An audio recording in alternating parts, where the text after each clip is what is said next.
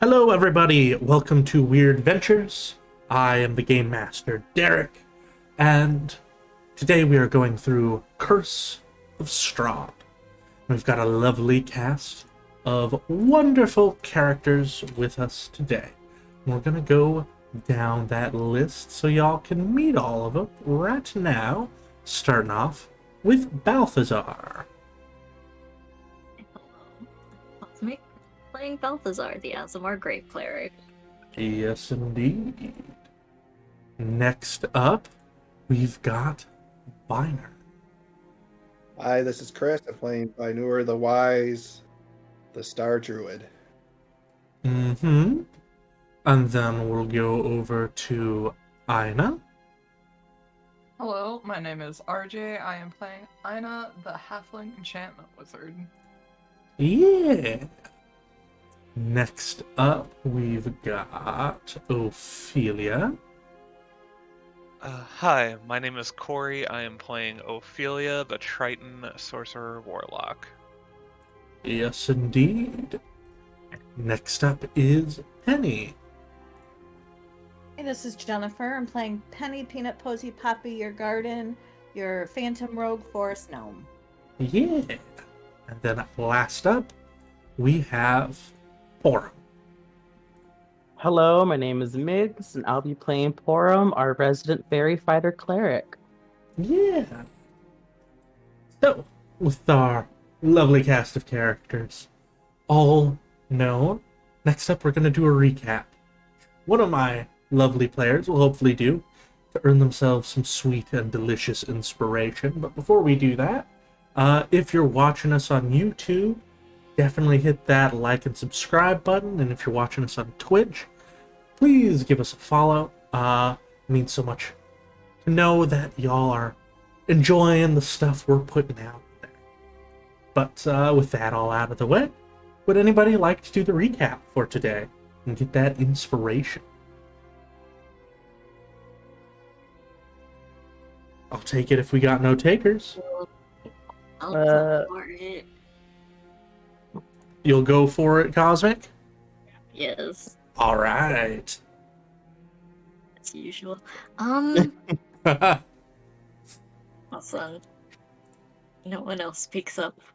It's okay, you just have the best memory. Listen, It's I true. heard someone speak up undertoning under you, so. I think that No, was it's fine. Migs. It was me. Oh, that was Corey? Cosmic No. has it. You take it then.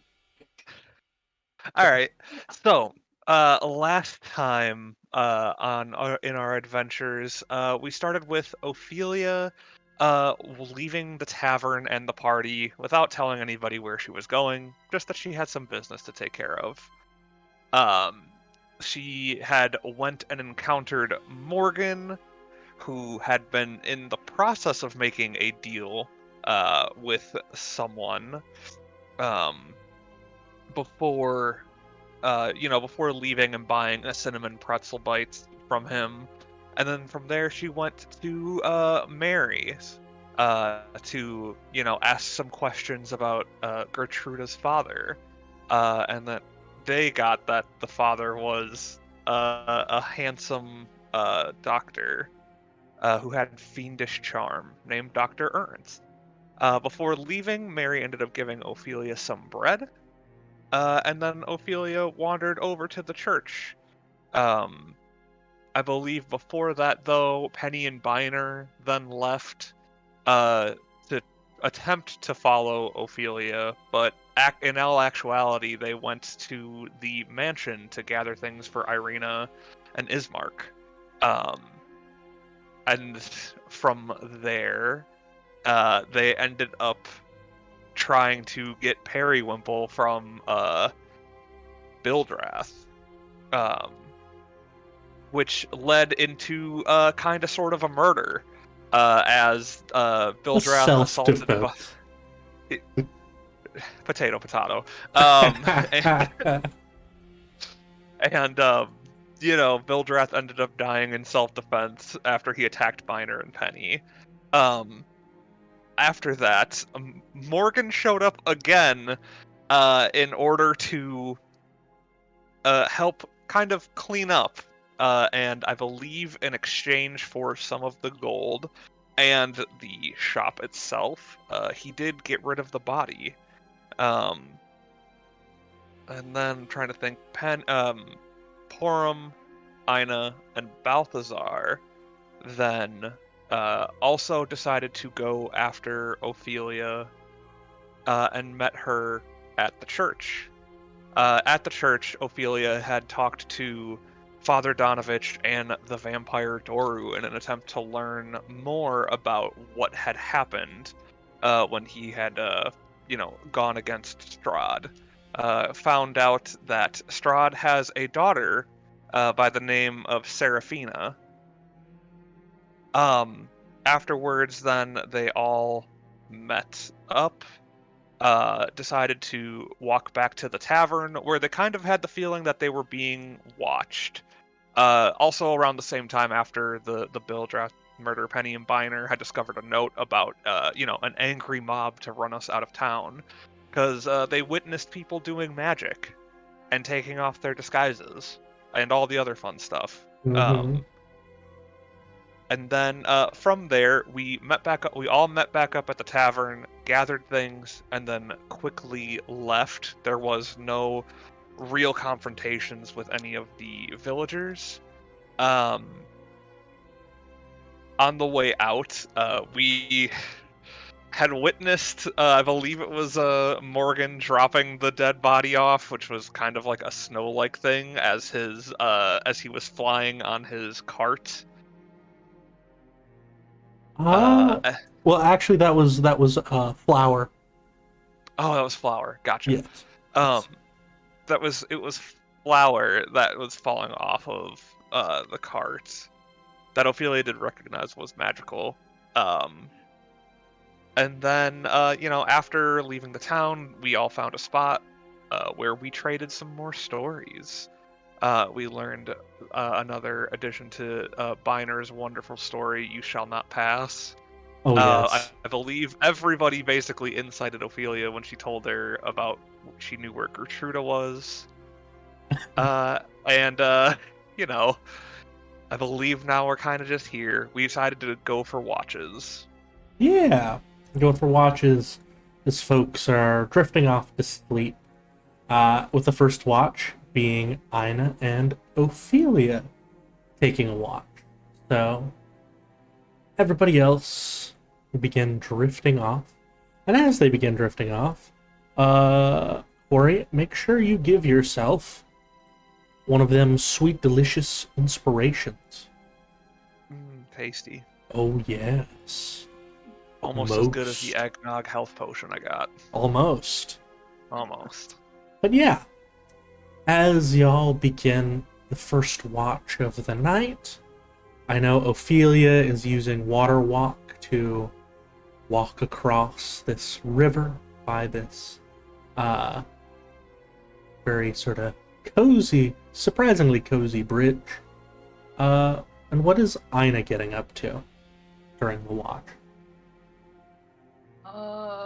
They're gonna pull out their broken ball trap and try to start configuring it to see if it is usable again. Excellent. Do you have a Tinker's Tools proficiency any chance? I do not, sadly. Oh, good. In that case, roll me an Arcana with disadvantage.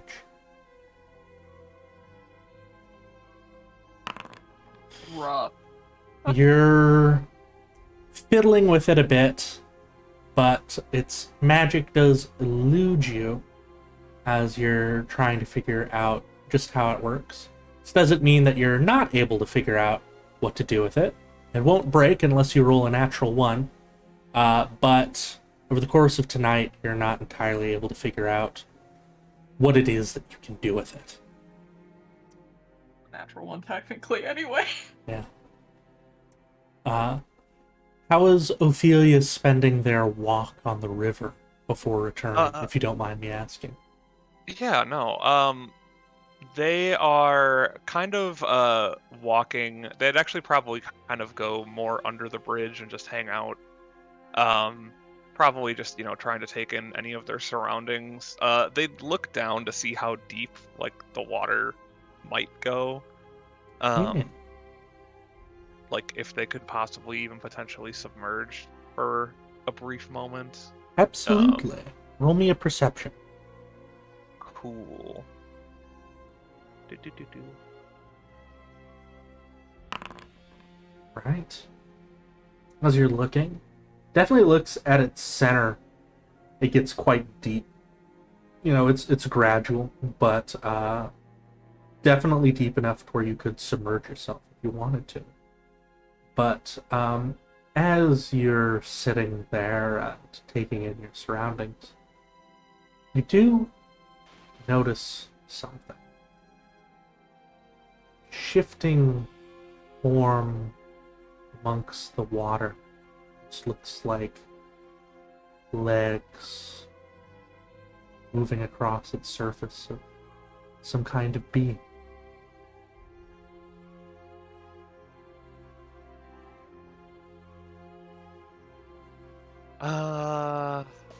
Okay.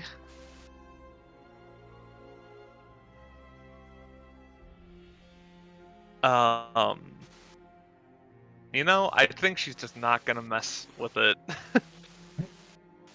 Ignore it.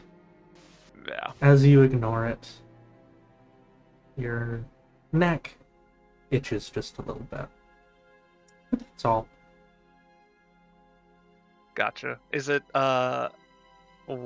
which side of my neck? The side with the mark of Zuda. It's been a little bit itchy since this one. She'll kind of like rub, just rub it. Knows better to try at least not to scratch it. Not that it's always beneficial or can be helped, but so she'll do that. Like I said, she'll rub it and then she'll make her way back towards Aina on the shore. Excellent. As you make your way back, you notice that the shifting of legs was simply a reflection of a tree.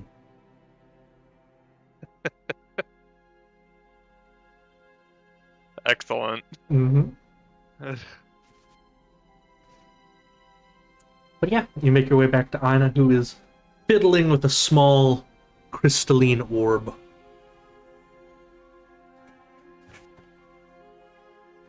What do you have there? It's the orb from the Citadel. Remember we shut it off at... Well, we shut it off, it missed. I'm trying to see if I can get it back working again, but it's old magic and I don't have proper tool work. Unfortunately, that's outside of my area of expertise as well. Would you fancy a game of chess or dragon chess? Of course. Who has the board between you or me? Corey? I think you do. Yeah, because I think you have the tactician's board. I will pull out the tactician's board. Excellent. Strategist board. That's right. That's what it's called. Yeah. You got that out, and you begin playing a game. You don't have to do a full game if y'all don't want. You could just do one round of Uh, it instead of the 3. I was about to say it's a pretty casual game, Okay. at least for Ophelia. Yeah. It's, Would you I be I attempting don't to know if get an Ina. insight, Ina, as you play? Yeah, no. I'll inside to see how Ophelia's doing overall, I guess, to say. All right. Like their demeanor. Am I also able to insight? Sure. We'll say the person who rolls the highest insight gets more of a feel of the other person instead of having to roll a deception. Oh, Of yeah. course. Well, Oh, damn. Ina sees through you as you play. What does Ina get from Ophelia with that nat 20? Sure, cool. Why not? I was actually kind of happy with this because I've been thinking of stuff for this as well. So like as you guys are playing and probably just doing like idle small talk, through it, you'd probably notice a few things. That her hand that she uses to play, around her pointer, middle, and ring finger, they all have like worn markings, but you don't see any rings in them. And then also through like the conversation, you would probably just be able to hear it as like it's like you have to very much focus on it, but you would probably like at least know from the talking that like common isn't maybe Ophelia's like primary language or her first language. And then just going through even further with it, you just notice that she's just sort of a little distraught and a little still like kind of like uneasy, but very much just wanted to play this just to relax.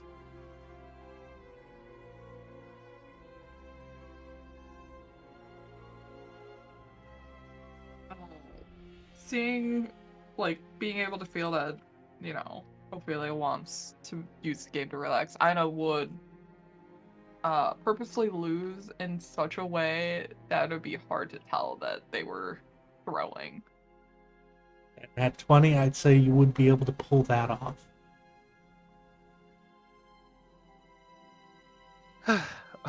Right, that was a fun game. Would you fancy another?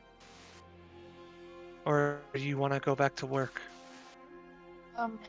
I don't think I'm gonna get much further on this ball trap, but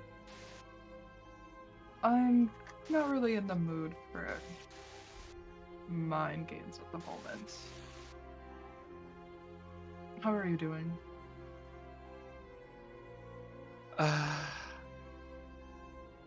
About as well as I can be. I think I have something that's been eating away at me, especially just sort of after the other night and this morning. You know how I brought you back? Yes, I was there for that. I remember. Right. I think it might be dawning on me more of potentially not what I would have to do, but I said I would do anything, and I wasn't. It was a very emotionally charged moment, and I wasn't thinking about it. I just didn't want to see another person, go down. But I'm worried that what if it's not something that I have to give up, but something that I have to do? And what if it involves harming someone? Have there been any indications of your patron contacting you for that sort of thing? Uh, ooh, yet again, she'll rub her neck. Uh, And nothing directly as saying, go here, do this, but I've, heard words every now and then, but nothing very concrete. But I used to always think I wouldn't care about what happened to me, but I still care about what happens to others, and if it asks me to, I don't know, harm anyone, and if I refuse, what does that mean for me? And also what that might mean for you.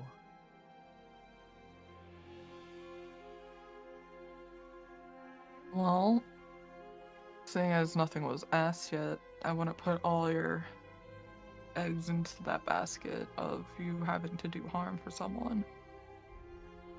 I know. For me though, I'm here as long as you gave me.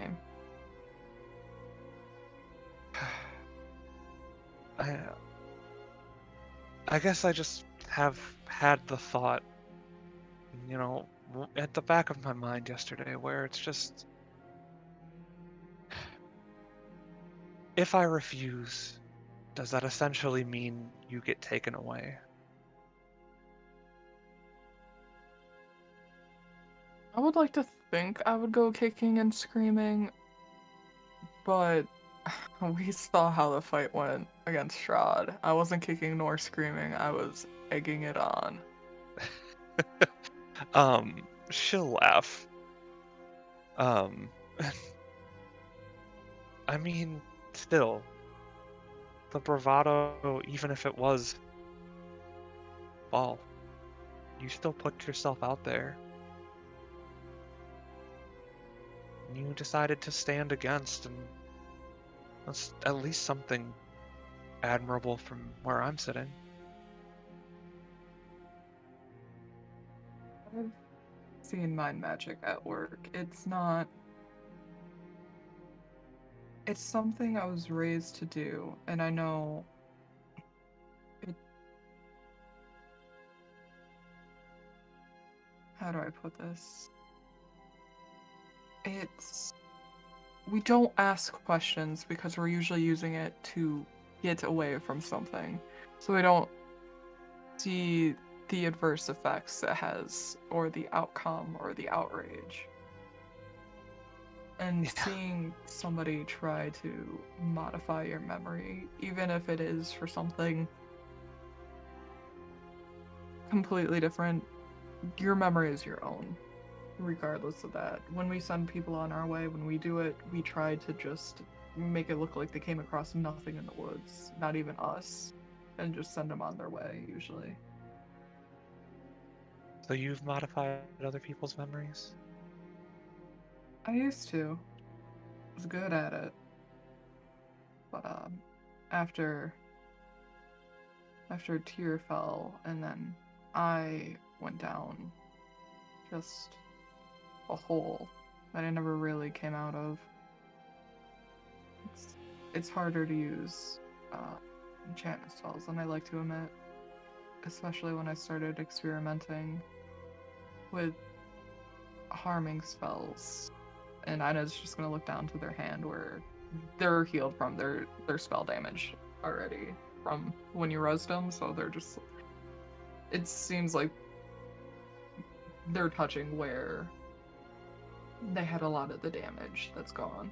Yeah. You can cheer up. You at least have your lovely eyes still. Speaking of your Nice. lovely eyes, Ina, could you make me your perception roll for this watch?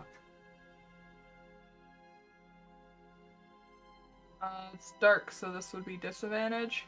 Yes. I got dark vision. Excellent. Oh, that's sad. It would have been a 20. No! I'll let you know if you see something from it. But you did just get complimented on your pretty eye. Good. There's gonna be just like the briefest of blush across Ina's cheeks. With that. And they're just kind of clench their knuckle, like their hands, and just let them drop. Your eyes have taken on a golden shine as well. Thanks. She'll have like a smile, and she does enjoy the compliment, especially since you called them piss yellow the other day or earlier.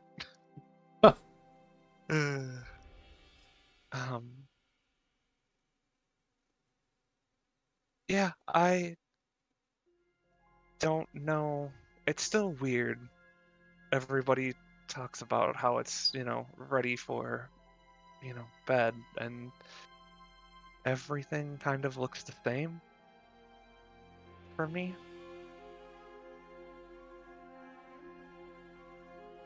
I can't even imagine what that would be like. I guess it's just that I guess I'd like to say, even though it's overcast, it would appear like it's daytime, but all the time. Maybe not so much. It's just obviously not so much with like actual sunlight, but I can see as if it were just a normal day. All of Barovia envies you then. I suppose. Around this time, Ina, do you notice that Ophelia's neck is looking rather red, inflamed somewhat?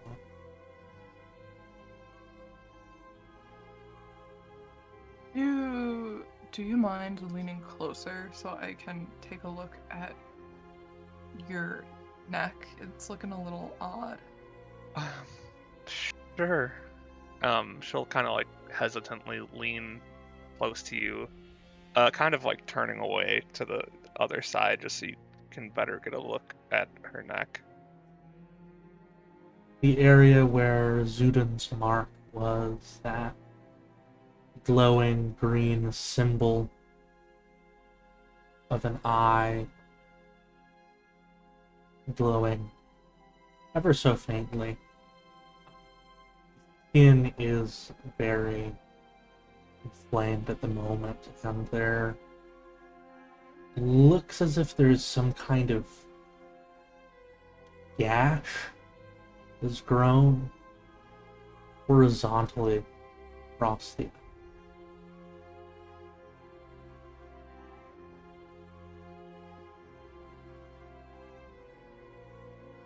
When's the last time you had contact with Zudan? Last night. And how did that go? It went well. Insight check. I have a question. I'm not lying. Do I have to roll anything? Yeah, I'd say if you're comfortable with it, Ina can roll their insight, and you can just tell Ina what they would interpret from whatever it is that they roll. Okay.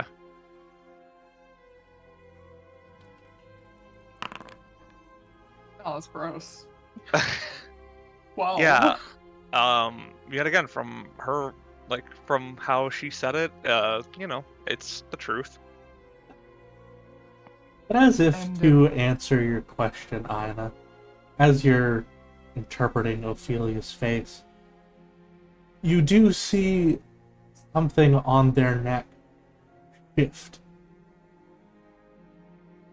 And as you turn to look at it, the gash has opened up, and there is now a very large, real green eye that is looking at you. Ophelia, you probably feel your neck shift as well. Oh. Gross.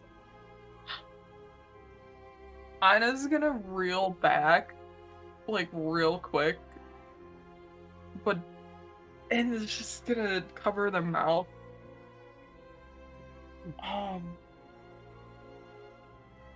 Or, what?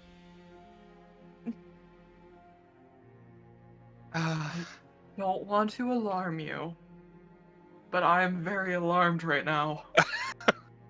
There.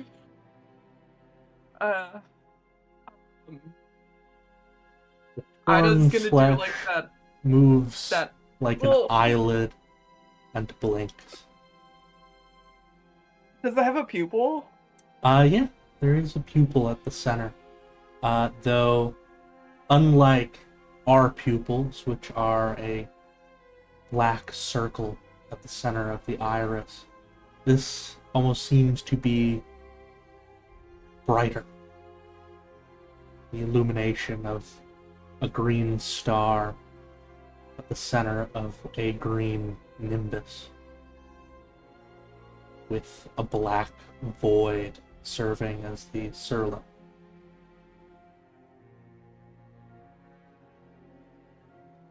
I'm just gonna lean to the left and lean to the right real quick to see if it follows them. It does.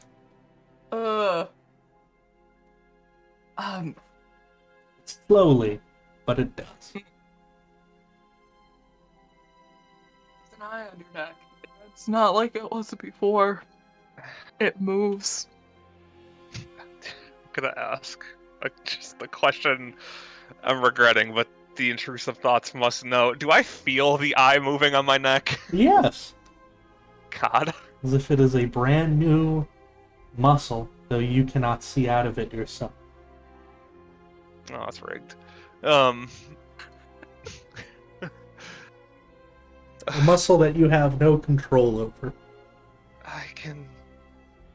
I can feel it moving. And she has like I'm trying, because it wouldn't be. It's probably like a bit of fear on her face, and even I don't know. I don't know if I can think of the other word I wanted to say here. But yeah, just I can feel it move, Ina. It's not great. Yeah, Not you're great to telling look me. at. And I'm just gonna casually pull up their collar so they don't have to look at it anymore. As you pull it up, you see the iris slowly rise up No. until it is eventually covered. Ugh. Hate that. I wonder if I have something that could cover it.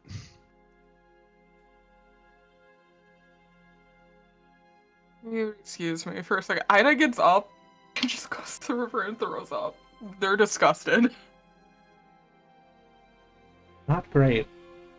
And as it is completely covered, Ophelia, you would feel as the folds of torn flesh once again close like an eyelid, as if it is now resting.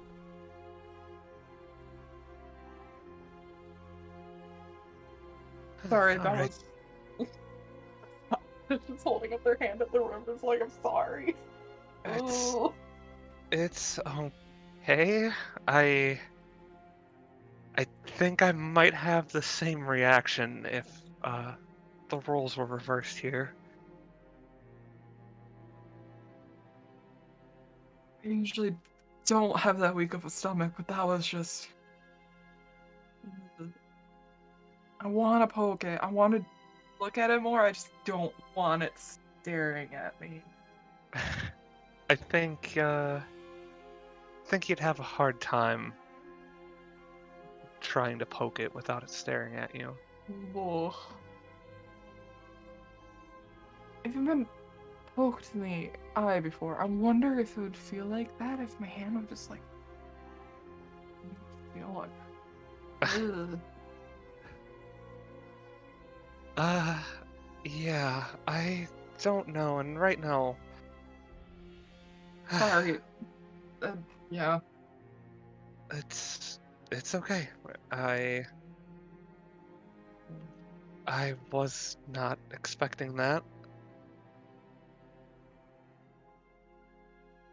I guess just to like sort of double check, she's going to just sort of like, I like to see if she can just like conjure up any magic, not to use in any sense, just to, see that everything, I guess, is quote unquote working correctly, Yeah, at least magic wise. So, magic seems strong. Well, you said it went well when you talked to them. Well, what does that entail? What did that mean? it meant that I got some answers that I was looking for. Answers. How... Last session, Ophelia told us they knew they were at Strahd's castle, yes? I believe so, and that's why you I all did. incited. Yeah. That's why we Yeah. included, yeah. I can't remember if Well, I it said was it came to me in a dream. Yeah. And now they've told you that they spoke with them last night, so. Yeah. Your patron willingly offered you up Gertruda's location.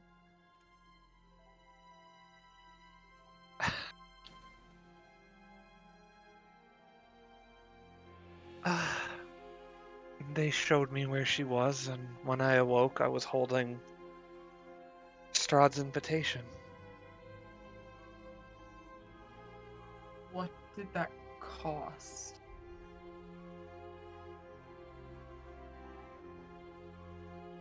It hasn't cost me anything yet. Ophelia, did you make a deal again?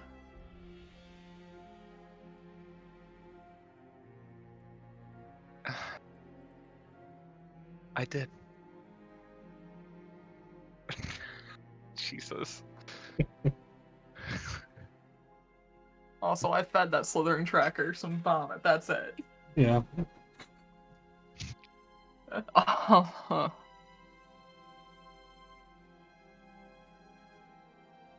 The more you rack up with this patron, the more it's going to ask, especially if it hasn't asked you yet. I know. Well, I shouldn't say I know. I just want to do one good thing. And I was hoping finding Gertruda could potentially be that.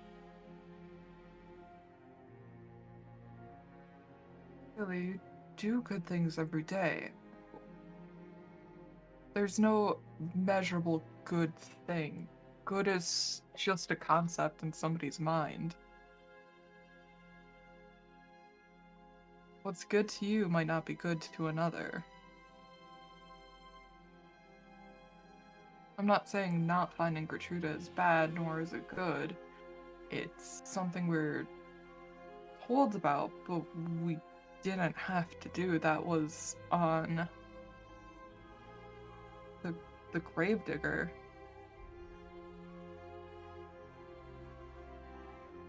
I know.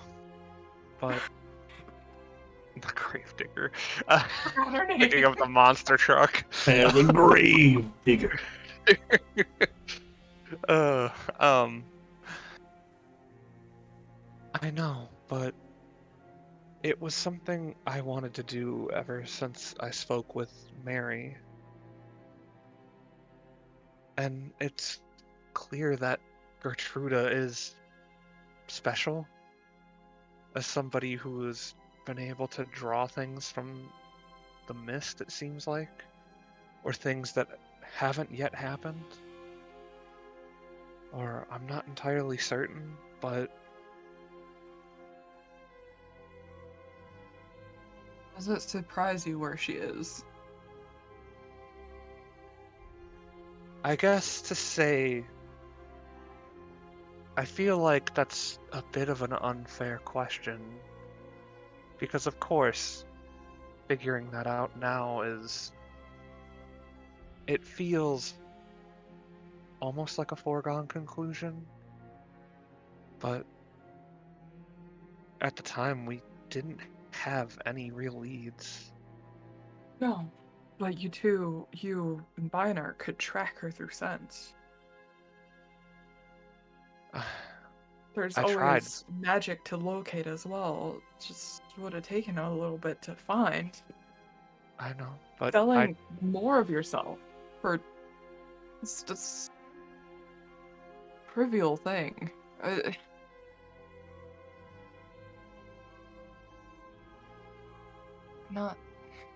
I'm not saying what you did is trivial. It's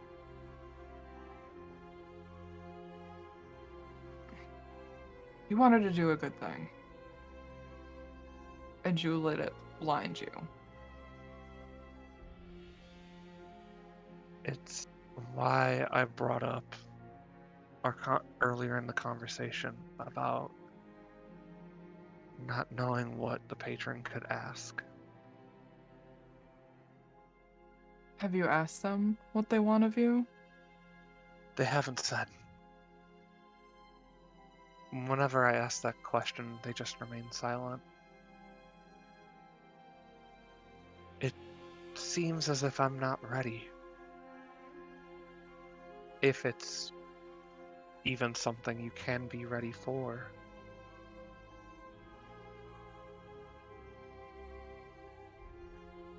For what though?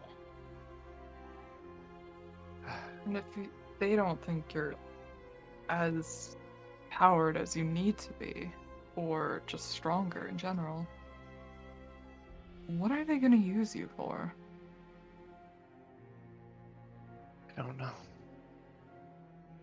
I had thought that it was just going to be selling a part of myself or all of myself, and I'm okay with that. But Is that why you've been trying to contact the Mist Being? I only contacted him once. It's still going out of your way to contact something you probably shouldn't. If you think I'll do it again, I have no intentions. No, you wouldn't need to. You're already... When you show yourself to something powerful like that, they tend to remember when you seek them out, and they'll seek you out in return.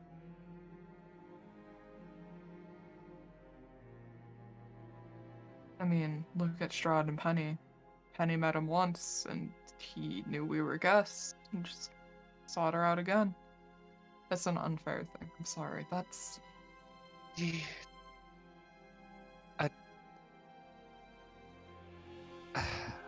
I know what you're saying, but the mist ended up calling me a disappointment, remember? I don't think that it will seek me out for anything. Hearing Ophelia call themselves a disappointment, they wince because they remembered wording the question the last time in the wrong way. It's I know you're fine. I've had that word thrown at me for what, 50 years? It's still not a good feeling. No, but I know I know the difference when someone stumbles over their words versus either passive aggressive or emotional abuse.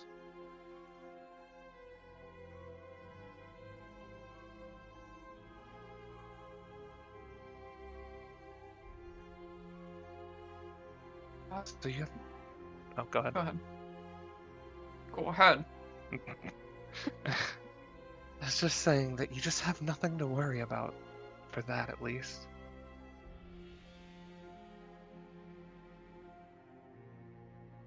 Being around, this is more people than I'm used to being surrounded by for a long amount of time now. I forget myself. If I mean, that's okay. Is it nice being around more people than you're used to? I haven't decided yet. More people means more chances of things going wrong, which in turn means more deaths, which isn't a great outcome, but it does seem to be how it usually goes when I'm around people. So, Well, common occurrence at this point.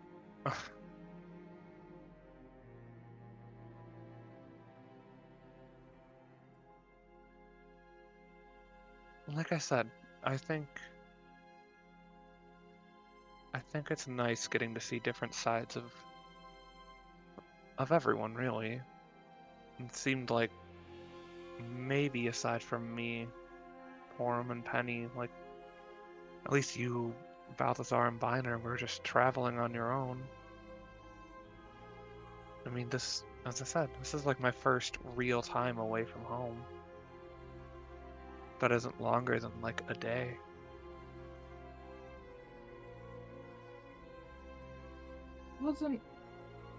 I mean, I was traveling alone, but it wasn't for fun or my own devices. To get Block, which turned out not as fun as it is. And he is mentally, like, calculating, like, in a direction, Derek, where's Block facing? Where you are currently, Block is far, far to the west. Maybe a little bit north.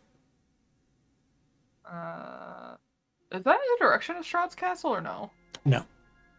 Okay. Strahd's castle is northeast. Okay. So Anna's just gonna point west and then a little bit north. Block's that way somewhere.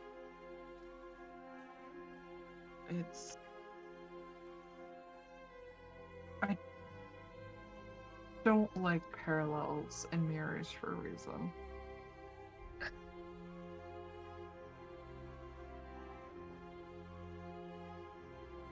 I do have a question for you. I may have an answer. When we catch Balak, are you planning on getting rid of his shadow?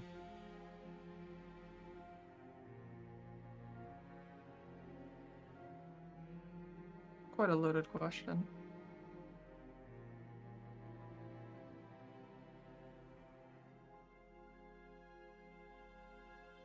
No, that doesn't Because you're really sound... asking me, basically, if I'm gonna get rid of it, or if I'm not, what purpose do I have with it? That would be correct. I haven't interacted with him as much because it's...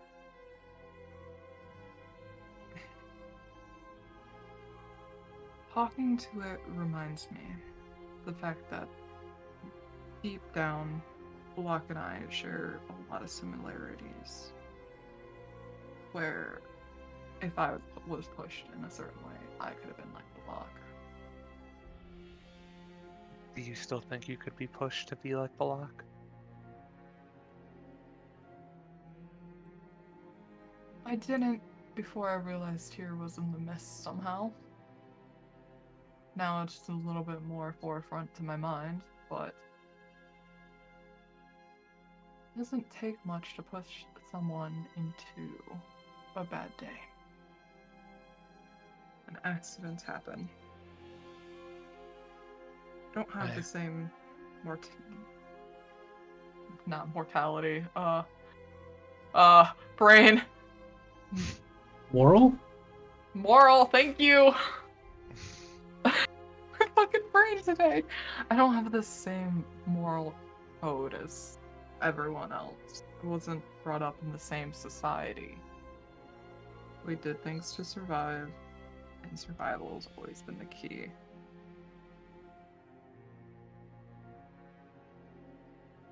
Does that scare you?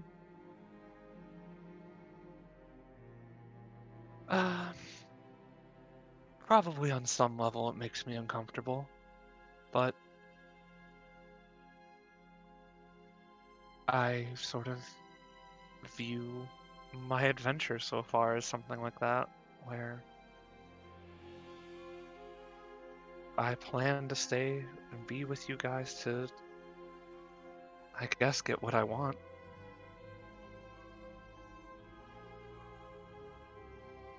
And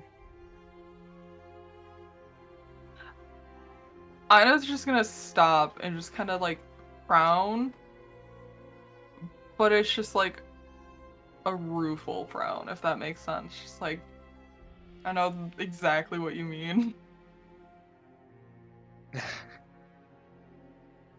It's not that I don't like or wouldn't want to call all of you my friends, it's just I have something that I want to do.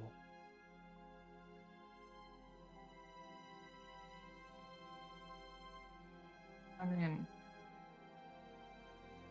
taking you guys and going through the Citadel together definitely wasn't there with everyone for last. You guys were just best option to get to my goal, which is still in the wild. Fuck him. Okay. Is starting to get close to the end of y'all's watch. You wanna wrap up soon. It's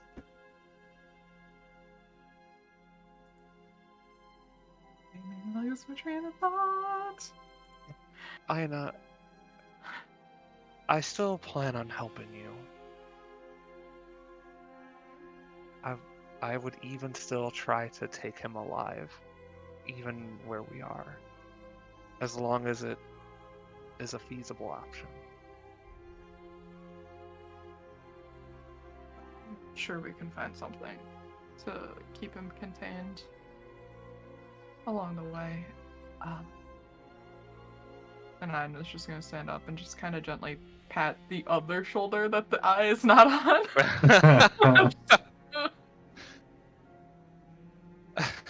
Right, kind of forgot about that. It's gross. No offense. I feel the same way. It's Oh, gross. I'm okay. I'm like, I'm gross. Wow, rude. No. The eye on my neck is disgusting. I think we both know that. I want Balthazar to look at that. I'm not a trained medical professional like yourself or like them. I might keep this to myself for the moment. But Ina's just gonna take off their headscarf and just slowly wrap around Ophelia's neck. It's like, it's gonna help you quite a bit, because no offense to your lovely outfit and its assets, it is not covering much. You see the fabric shift as you cover it. Don't I like just that. thank you for the scarf. It's a wonderful gesture. Are you sure you're not going to miss it? Oh, I plan on having that back. That was... And Ina's just gonna finger some of the fabric where... Being closer to it, you can get a faint scent, like, smell of iron off of it. So some of those... the redness to that scarf. Old blood. Something that's precious, but I think what needs to be done. I don't want to look at it anymore. Hopefully this solution will pass tomorrow. When I get more used to this. Yeah. Well, if we get to Valaki, I'll try to find a different option.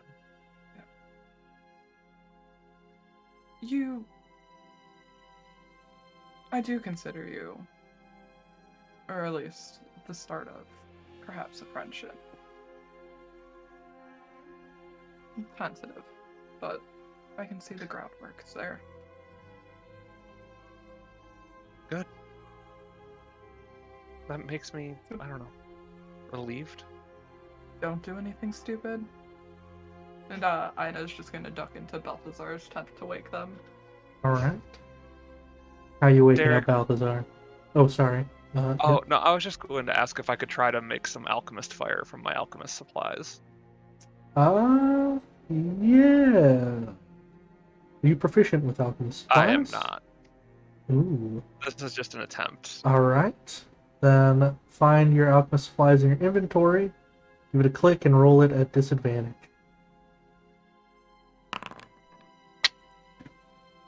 Sadly, you're fiddling with it a bit. It doesn't explode in your face, at the very least. But you do not quite figure it out. Sadly, you're trying to read the instructions, and it's just not happening today. Gotcha. But yeah. That out of the way. Ina, how are you waking Balthazar? Good look, like, are they tossing and turning, or are they just like dead ass asleep? Nobody visited Balthazar yet. God bless. So that's good, at least. Maybe Wait, they're did I hear waiting. a yet? Yeah, there was a yet. You know, you still got another half of your rest. So, Ah, but so far, so good.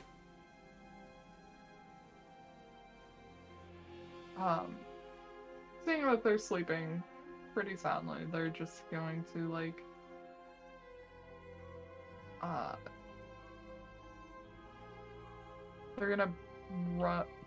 they're gonna gently like pat at their face a little bit. Mm-hmm.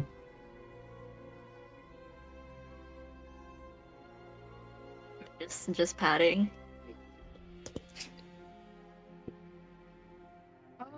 No, seeing that the patting isn't waking them up right away, they're gonna actually take a moment and quickly give them a very loose braid in their hair. Oh. To keep it, out of the face. Mm-hmm. And then shake the shoulder. He just kind of turns soft brown and winks awake. Is it my turn for watch, I take it? Yes. You're taking a watch with Finer, I believe. Yeah. Thanks. And he sort of pushes himself up and shakes his head a little bit. Did anything happen during watch? None that I could tell. Had talk with Ophelia. You might want to check out their neck. And Ina's still looking squeamish, like when they mention it. Balthazar's gonna squint at that. What do you mean by that? What happened? He's like quickly getting himself fixed up to start leaving the tent. Their patron decided to, seeing is believing. And I'm pretty sure it can see. He just stops partway, like has a hand on the flap of the tent and looks back at Ina. It can see? It can see.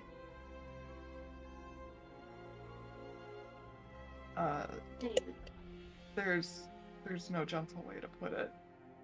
There is an eye in her neck, and it moves. It is not good looking. She cannot control that either. It is, I'm pretty sure that is her patron checking up. You see him take a sharp breath and is like cursing in a completely foreign language as he steps out. You can stay in the tent if you'd like. He goes out and looks for Ophelia. Oh, Alrighty. Nina, safe to say you are falling Oh, yeah. asleep. I'm crashing in that nice warm bed now. Excellent. Ophelia, how are you waking Biner? Biner's also. I'm assuming we're just all intense. Yeah. She'll, gently open it. How is Biner sleeping? Funnily enough, He's Biner, playing on his back. What? your werewolf form has not visited you yet, and you've been dreaming peacefully. You get the feeling that if you decide you want to try and reach out to them, you could do that on the second half of your rest, if you like, but for whatever reason, for tonight, they've decided to just let you rest. Okay. So yeah, And then I'm sorry. You said he's like sleeping on his back. Yeah. Okay. Ophelia will go lean down next to his shoulder and just give it some push, some like soft pushing. It's time to wake up. It's your watch. Okay. You need. 25 more Need a- minutes. I was just going to say you need 5 more minutes. Oh, I'm fine. I'll take over. Okay. Let you get your sleep. Perfect. Nothing happened. That was at least worth talking about. It's good. I'll say it's at this moment that Balthazar steps into the tent.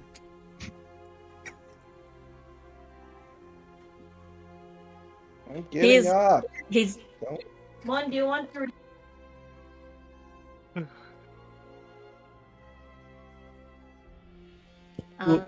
he's checking Ophelia over. He's like, it's no, not you, Biner. You're fine. Ophelia, what happened to your neck? There is a scarf around it. Yeah. Aina just gave me the scarf.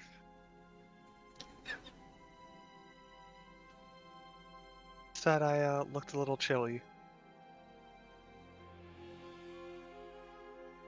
He's immediately frowning and will like hold out a hand to sort of like come with me sort of hand to give Biner some time to wake up. Here, I'm gonna talk. If you show him the eye, he'll wake up real fast.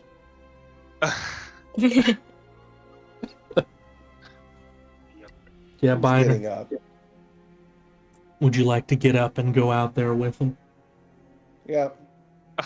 Excellent. Knowing Oh, that God. Aina has told them, she'll just say, "One moment, then," and she's gonna go check in. Is Aina now sleeping?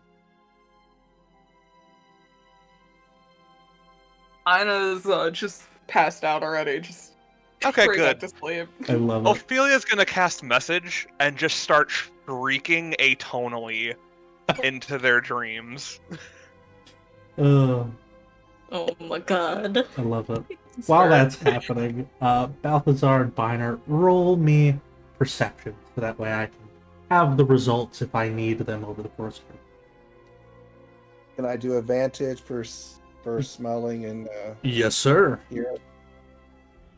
You most certainly can. Oh, sevens all around. Mm-hmm. Those are too distracted. Very nice. Yeah, I'm assuming Ina is just going to like smush their covers over their ears. Even though it's No, just they don't in their even brain. like budge. Don't They're even just like stir. thinking to themselves like, That's serves fine. you right. You gotta tell people about the weird eye. Excellent.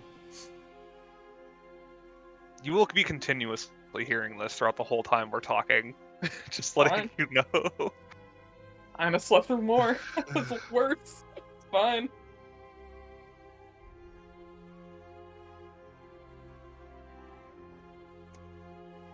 Right? Balthazar's going to follow after Ophelia real quick before she gets to sleep. Yep. Balthazar and Biner are there on neck patrol.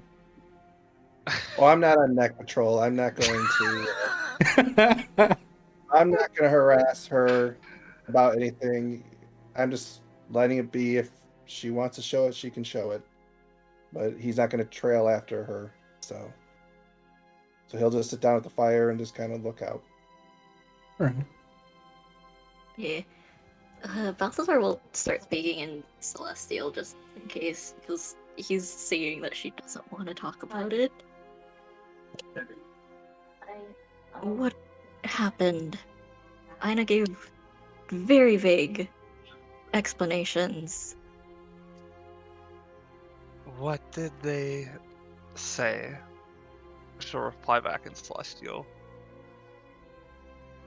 That you have an eye growing out of your neck that you have no control over, and it's likely from your patron. Well, they'd be correct. I see no point in lying about it. I just didn't want to tell everyone. It sort of happened mid-conversation.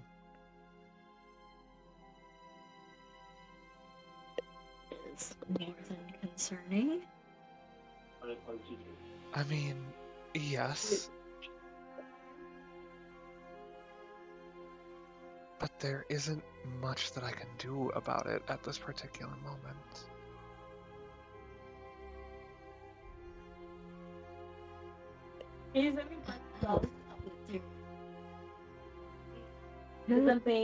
Would you be okay if I at least check it? I will I say, won't do anything to it, but I will say that Aina looked at it and threw up in the river.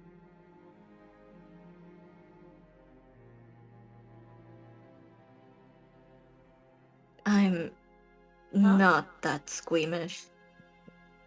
I regularly went after undead. Since I was young, I don't think it'll disturb me all that much. Okay. I will let you see it then. And she'll remove Ina's scarf. Right. As it's removed for a second, Balthazar, you see that slit of torn flesh before it opens like an eyelid. Eye is wet, and the lid almost seems to stick for a moment before it looks at you. A brilliant green eye amongst a black void. Ophelia, you can feel the orb of it moving in the socket as it focuses on you.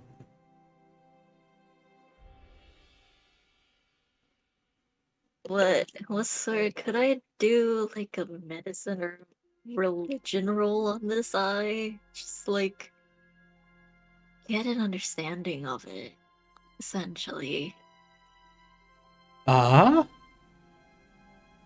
could make a well. What kind of question are you trying to ask here? What information are you trying to get? Maybe that'll help me decide which role to have you make.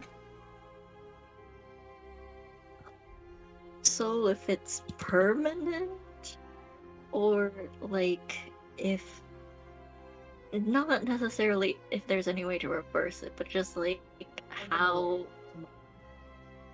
like, he's just trying to understand what exactly it is, whether it actually is an eye of the patron or not. What? Yeah. You can roll a religion for me, I'll say.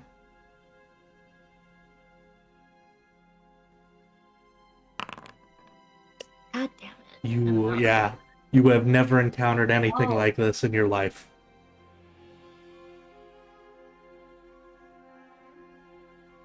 But you do have someone who specializes in stars not too far from here. And its pupil does look very starlight-like.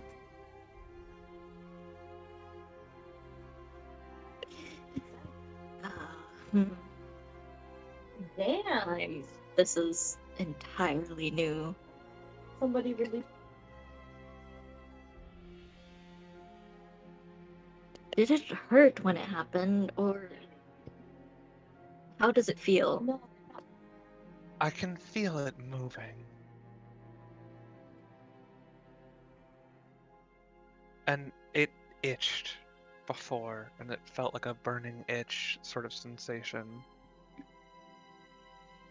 And then it sort of just tore open.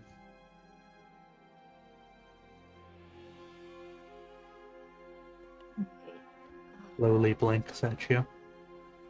Hmm. He's just staring it down, or looking up at Ophelia. Considering the origin of your patron, maybe talking to Biner about it might be best, but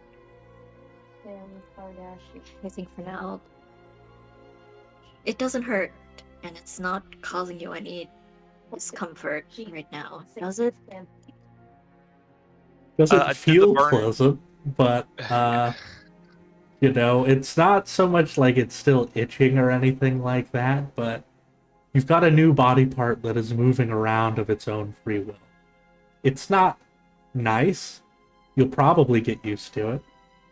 But to say it doesn't feel creepy and icky would probably be a lie. This is not the most pleasant feeling I've ever had. But I think you're right. I will talk to Biner about it at some point. It's the most comforting feeling in the world, having a completely independent... Well... Try to rest while you can. And... I should probably go join Biner for watch. Have a safe and uneventful watch, Balthazar. Swallow Ophelia. He will pat her shoulder. I guess on his way out, but I guess it would be the shoulder with the eye, but he's like careful not to touch it or put his hand close to it. I do have a question. And we'll go outside of the tent to join Biner at the fire. Excellent. Ophelia, is it cool if I put the Sleepy Sleeps token on you? You sure can knock me out, Dungeon Daddy. Oh, yeah. Ophelia goes to sleep. As Balthazar, you return to Biner, waiting by the fire as it warms his old bones.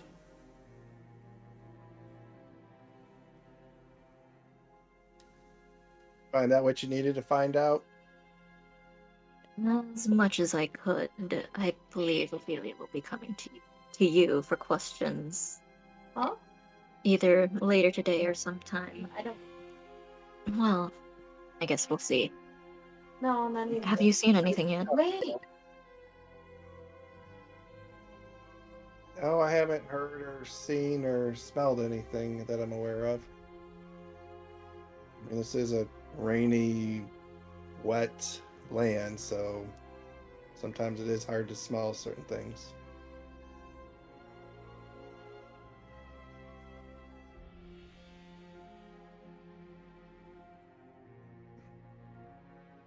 Well, that was a fun way to get out of the town, huh?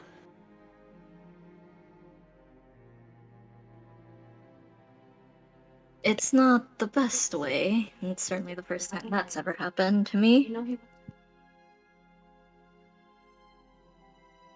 Oh yeah, I've left towns like that for not after killing somebody, but chased out of towns. Still. Yeah, something to be done now. Do you at least know what happened to the body? Or to this shop owner's body? No, he was going to take care of it for us. Um, so I assume he had it on his little cart thing when he was flying away. Hopefully he'll bury it somewhere well away from town. And me joking about don't eat any of the pretzels. I was just joking. I don't think he put them in the pretzel. But It's probably very obvious, but Balthazar kind of makes a face, and you can just tell that he wouldn't put it past that seller. yeah, I know what you're thinking. But sometimes you got to have happy thoughts that it's not going to happen what you think.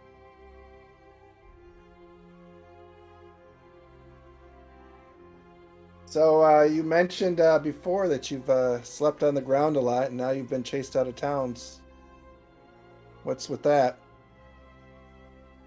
If you're willing to tell. It's just I'm used to traveling for longer distances without having seen any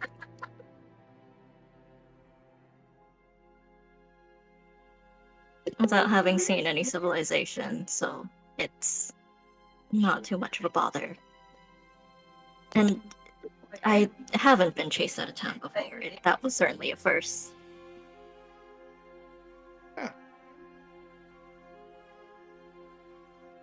Well, welcome to the club. I suppose so.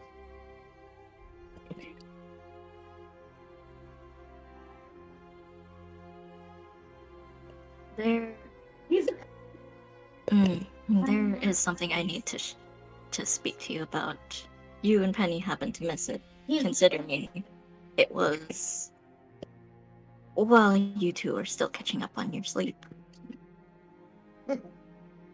What's that?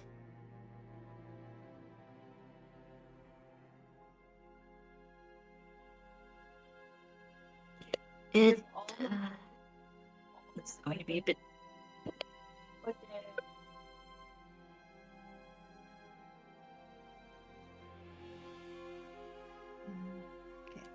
I don't know exactly how to make mention of it, but I think I might know one of the vampires that. I don't know if he either works for Strahd or is simply allies with him, but Yes, his work buddy. I think he called it back at the cemetery. Is that correct?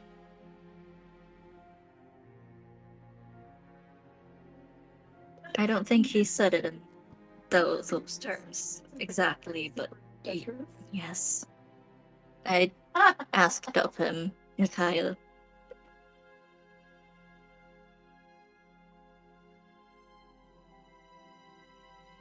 I thought it would be best to at least explain things to everyone. What? Like this? I likely won't be giving him Oh my god.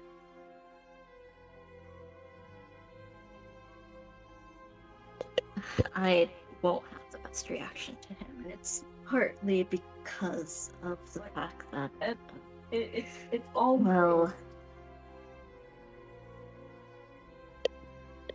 I think you recall my reaction to stepping out of the mists, yes? Yeah. Talk I had with Ophelia tied into that. She demanded answers. I gave them to her. Balthazar sort of, reaches into the inside pocket of his coat. The one I saw in the mists was my old partner. But I'm happy. I'm very happy. And it seems They're not in Florida. I'd met my goddess in the same time as well, and she'd told me that We should visit. the vampire we'd fought had taken over. That'd be good. And, well, Look at how we met. he's going to pull the drawing and show Biner the image. Like we literally were like the best. It's also why I'd reacted to when Wade stepped into Gertruda's bedroom. I see the connection now. Well, I guess I don't have to go looking for him anymore, huh? You see Balthazar sort of tense up and stare and head whips up to Biner. You were searching for him? Well, I saw the reaction you had of the drawing, and I thought maybe there was some type of connection. Maybe it was a lost friend, or obviously at the time, maybe even a lover I didn't know, and I thought maybe they're lost in these lands, so I was gonna try to find him for you and bring him back so you can be reunited. Because your reaction, I could sense there was a strong connection between the two, so I thought I'd do you something nice and see if I could help find him.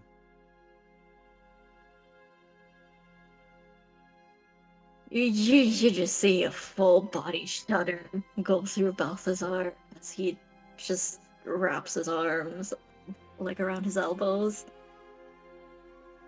Well, it would have been a surprise, but I don't think it was the sort of surprise you would have expected. Well, not anymore, definitely. I'd agree with that. So I guess I'll not put a bounty on him at the next town.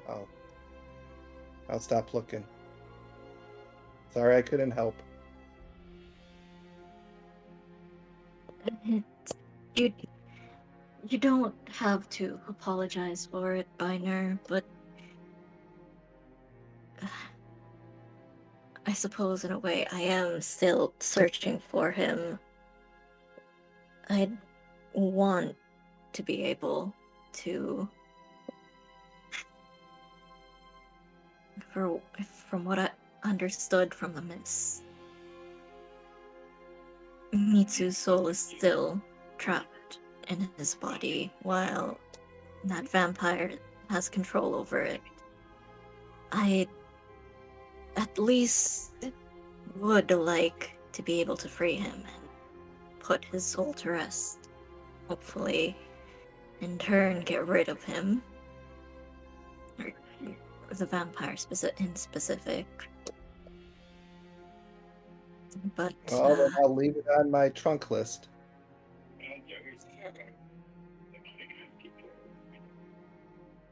You say that, Biner.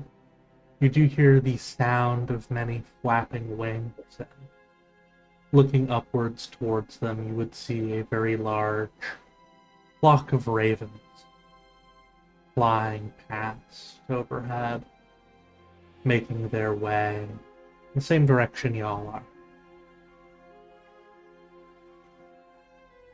Are they heading to us, or are they heading overhead? And Overhead towards, and past you.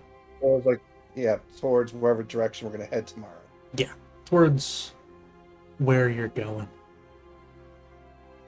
He'll just point up, and I wonder where they're off to. I wonder if they're on which side they're on, if they're on any side.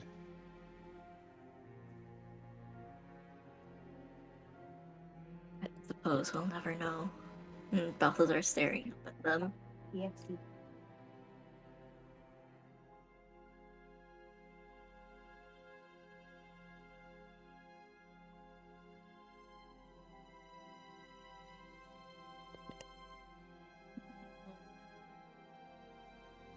Well, with any hope they don't take any sides. Raven and the Ravens are just simply ravens.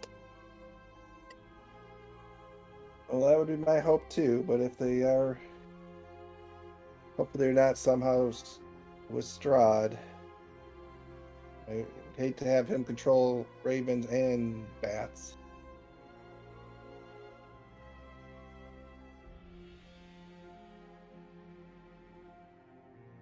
And unfortunately, I can't talk to them right now. You can talk to animals?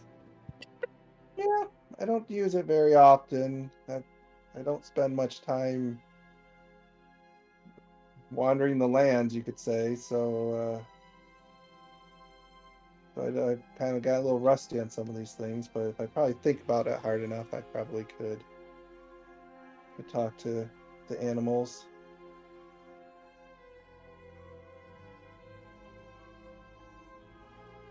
And we don't put our head just in the stars in my religion.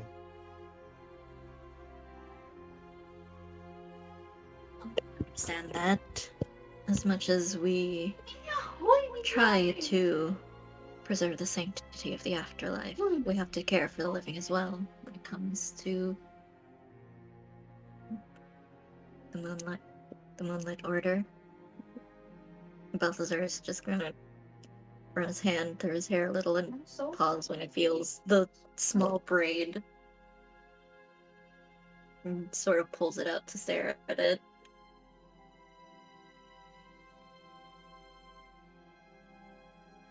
Does that braid mean anything to you? Other than to hold your long hair up? Actually, wait. Quick question to RJ real quick. Is it like a small section of hair or is it like the full hair? Like No, it's the all full of his hair. full of hair to like tuck it back. Ah, okay. No, but I don't think I went to sleep like this. Someone's braiding your hair at night now, huh? Not the creepiest thing that could probably happen in these lands.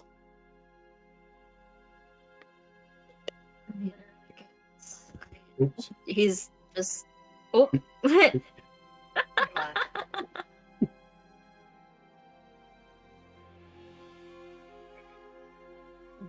Well... I do, but then they say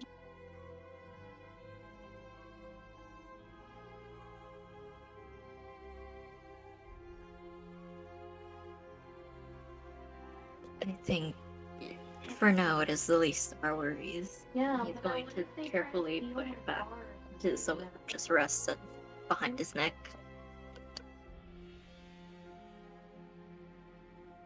Yeah, I can't do that fancy stuff. I don't have hair to wrap up.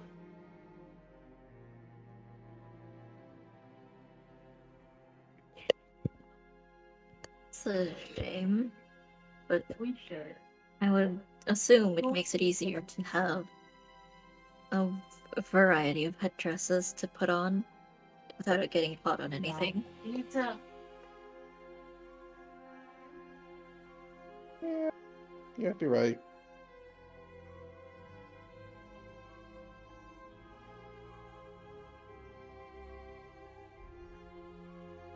Oh crap, I forgot to ask the innkeeper why they are safe there.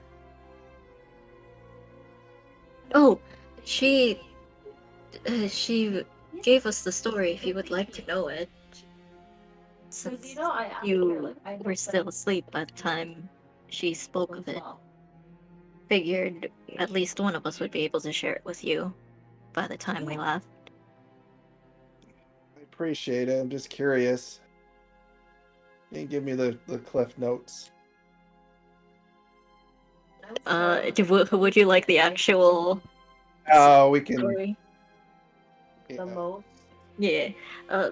Balthazar will explain it as best he can. He's not the best of storytellers, but he gets it. He gets through it at least.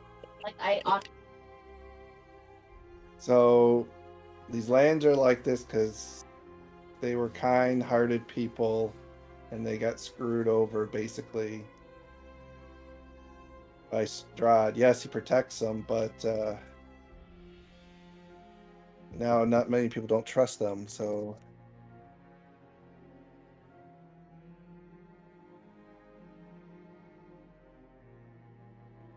it's- this other camp though, we might want to keep an eye out for them. That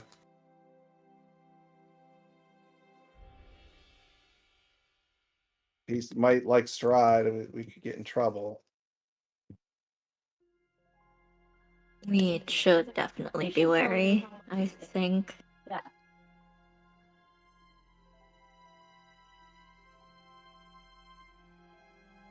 I guess we'll deal with that when it comes to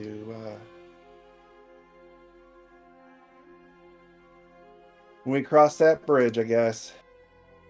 Hopefully it's not this bridge right up here. Hopefully not. Yesterday. With any hope we don't come across anything like we did that first He's always raving. crew day we had coming towards Little Barovia. Yeah, that was an interesting. I still can't believe the three of you guys dashed ahead to check out Urki, especially after I got shot with an arrow from someone hiding it. But hopefully we were a little more cautious on the road ahead with everyone.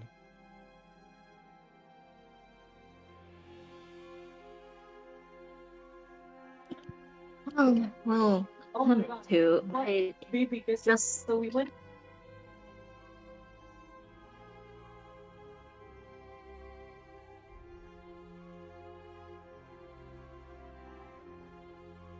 I didn't quite catch that, Cosmic.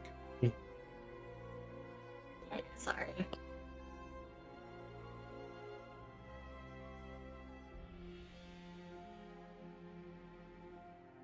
I think the fact that we just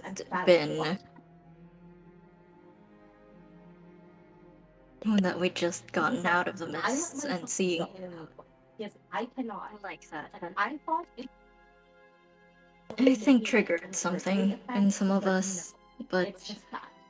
I think now we can at least be, well, we're more aware of what could happen in the mists now, or here in Barovia at the very least. Yeah. All I gotta say is I hope I find what I need to find and we can get out of this place as soon as possible.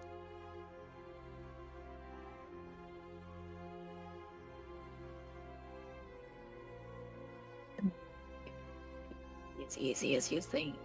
Yeah. I don't think it's gonna be easy. That's my concern. But I would love to be able to get out of here as fast as we can.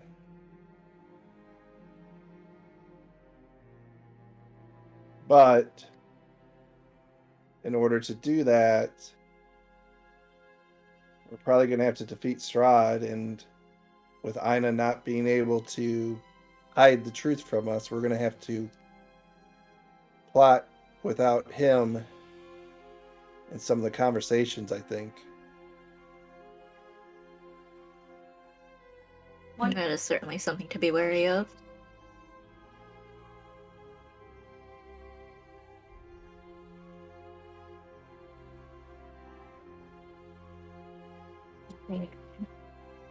As we are now, we're in any way, shape, or form ready for such things, but it would definitely be in our best interest to be careful of what we discuss around them. At the very least, when it when it comes to Strahd.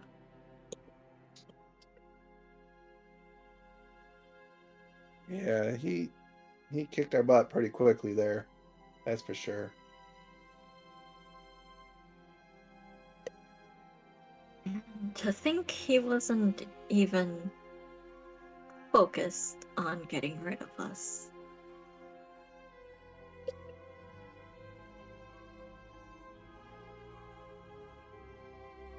Yeah. But I wasn't looking for a fight that day, so hopefully if we're a little more prepared, we can at least hold our own a little better next time. Maybe. I don't think any of us were expecting a fight from him, especially not after just rescuing Irina and Ismark.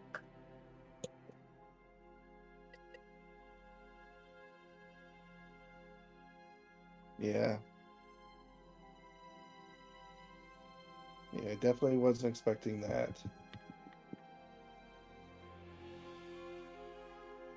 See them sleeping there soundly nearby, and it is getting towards the later end of your walk, so you're welcome to continue chatting if you'd like.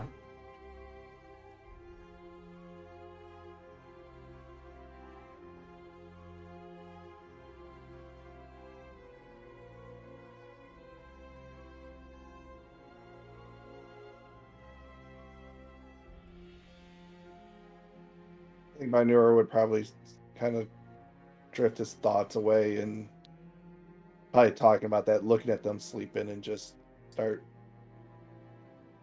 thinking of his next steps kind of thing. Absolutely. Actually, speaking of, since that was brought up, I know you, if I recall correctly, you mentioned you were searching for your people, right? Well, based on the drawings, it appeared there might be some here, but what I saw in the mist was all of them basically passing away and drifting off to the stars. So I don't know if this drawing was before that, or maybe others are in these lands. But if I find them, that would warm my heart greatly. But that's not my main focus, you could say. Completing this map is the most critical for my people.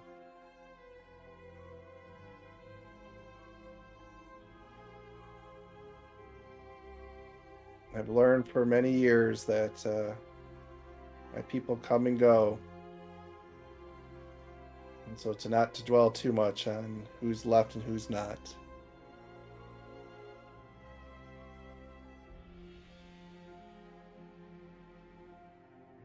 That's understandable, at least.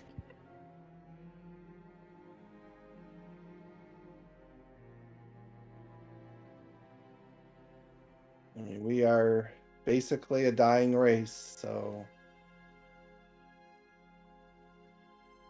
we need to accomplish our original goals. That's my task. How much left of the star map do you have? What do you do? I mean, huh? Oh, how many of my people are left? Hmm. I would probably guess there's less than 1,000 of us through the lands.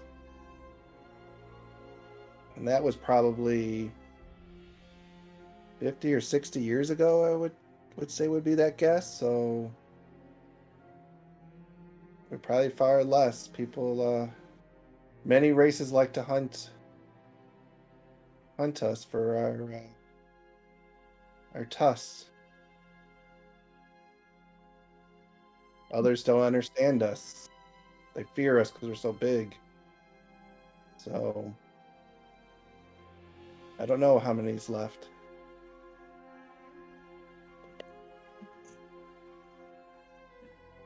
Sorry. I think the last time I came across somebody was probably 30, 40 years ago at this point.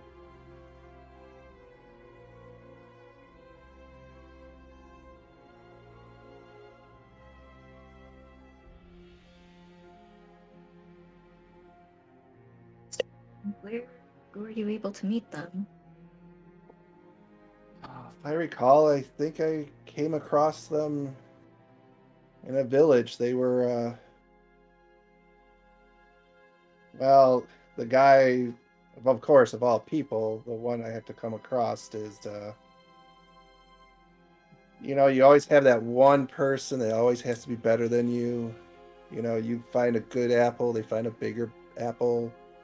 You know, you find a new star, they find 2 new stars. Well, ran into him. Of course, he was bragging about how he's almost done with his map and blah, blah, blah. And so we had a drink. I listened to how he kept telling me how he's much better than me. And then the next day he went his way and I went mine. He's the one person I probably hope I don't run into in these lands. But I'm sure he's not here.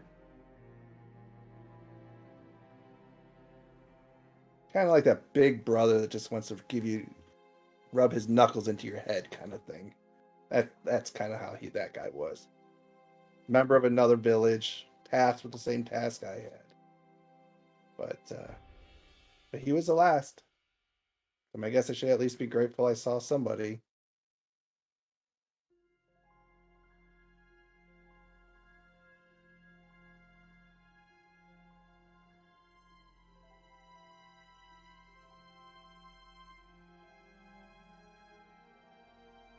But most of the lands where I'm from are pretty much deserted by my people by this point. So, like I said, they're just scattered.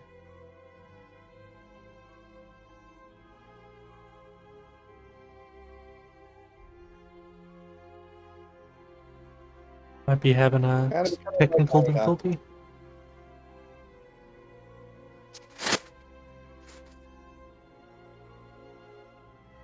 Yeah, we might be having a technical difficulty there. With who? With Cosmic, I think.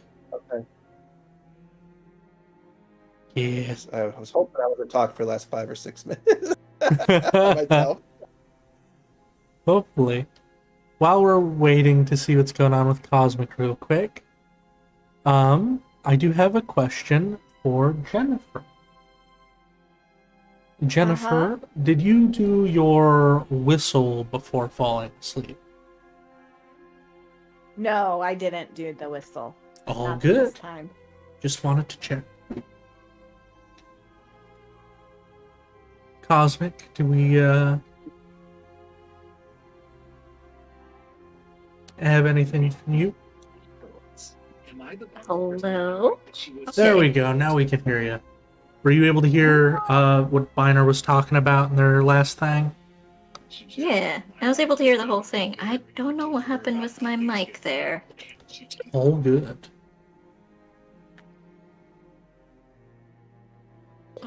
But I had meant to ask, how much of the star map do you have left to do?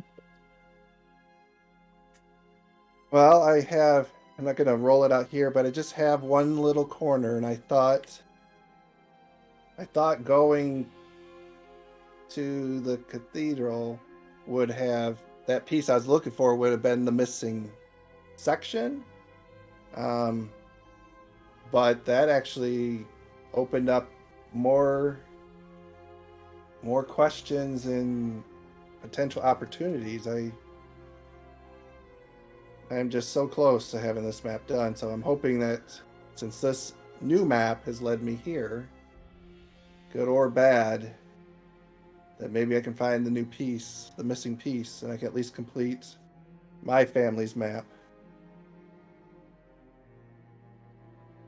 since there's only 10 main ones.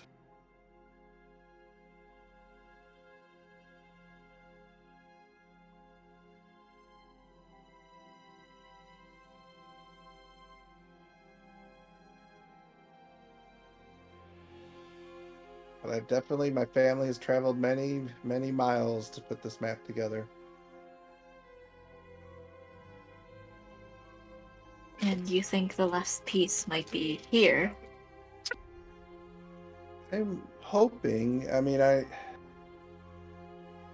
it's a theory in my head, but I haven't been able to flush it out completely, that the new map, since this land is obviously somewhere I never knew even existed, and I struggle to figure out the missing piece.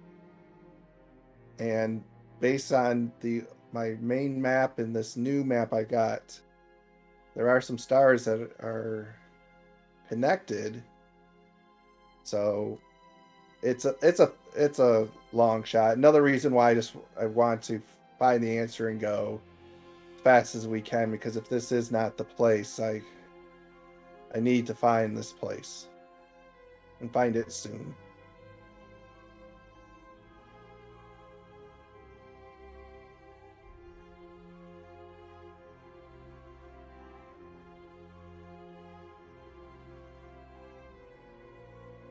As you say that, Biner, I will remind you just real quick.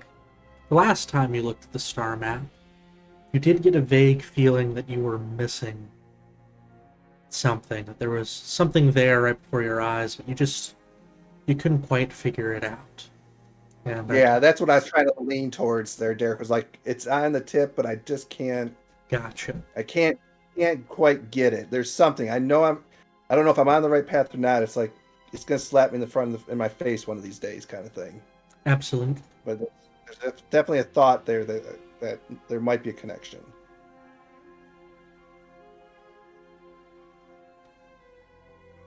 But he needs to study it again at some point. Mm-hmm.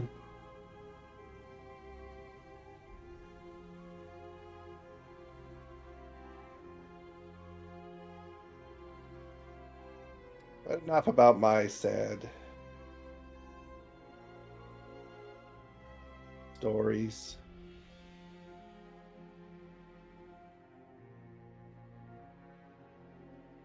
Have you traveled anywhere of excitement that amazed you before?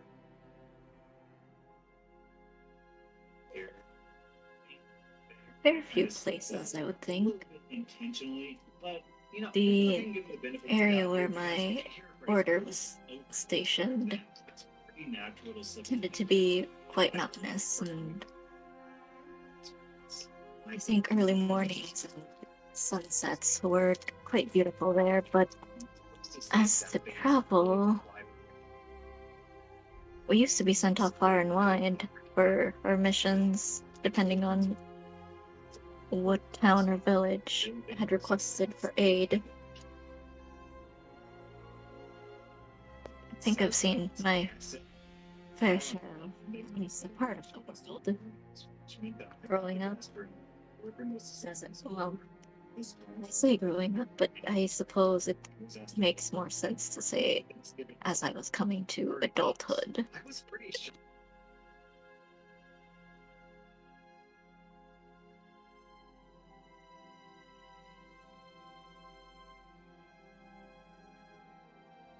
You like festivals. I like festivals. Wait, was all of that able to come through? Bits and pieces did. That you got to travel far and wide, and the land where your order's at has some very beautiful sights and stuff. Yeah, it was a little choppy. God damn it, I don't know what's up with my mic. But yeah, no, it was essentially, he has traveled before. He's seen a fair few of sights, at least from his corner of the world. Like, since he was younger, like, going into adulthood, essentially saw quite bit of the world. That's what he answered with. Okay. But has he seen something that's just like, oh my god, like, I don't know, like coming into a town or a village where there was like a massive statue of something or a festival? That's where he was kind of leaving the festival. I knew I was kind of looking to change and up this conversation to something more happy, I guess you could say. Yeah. Yeah, change the subject. I get you. Well, I've come across, well, when I traveled, I came across a few festivals in between missions, I would think. And there were quite a few, well, celebrations that could be had around my order as well. Celebrations and festivals were quite a common occurrence. It's always nice to have an excuse to party after all. I would agree with that. My favorite festivals are the pie eating festivals. Blueberry pie. Those are delicious. Specific festivals for pies? Yes. You've never been to the pie festival? We didn't have such things. It was mostly festival celebrating the turning of the seasons or good harvest or when the new year came. It would be very similar, but God, my mind slips me of what town it's in right now, but I traveled there as much as I could because every year they would have a major pie cooking festival where they had any type of pie you could think of obviously fruits and other things that were in season, of course, but they preserved some so they could have it special, and there'd be pie eating contests and pie throwing contests and pie dancing contests and squishing pies, and it was just a weekend of just stuffing your face and enjoying some very sweet things. I miss that festival. Certainly sounds like quite a bit of fun. I think one of the bigger festivals celebrated in the order was I was stunned.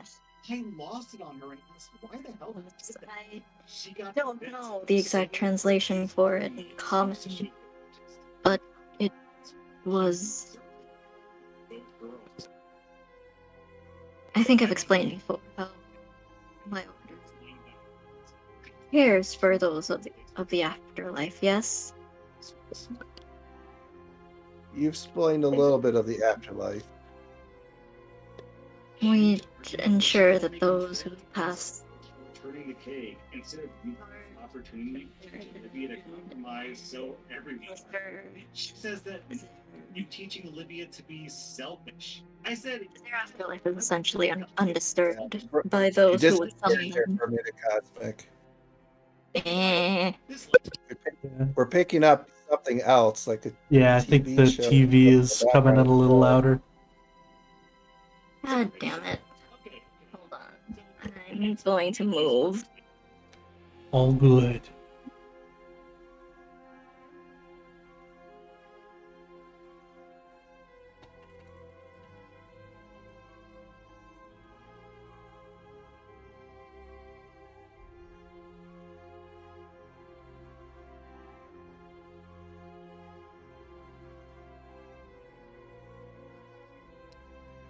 While Cosmic is figuring this out, Miguel, are you around?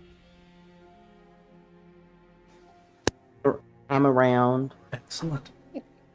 Miguel, you have... Or, sorry, not Miguel the person. Porrum the character,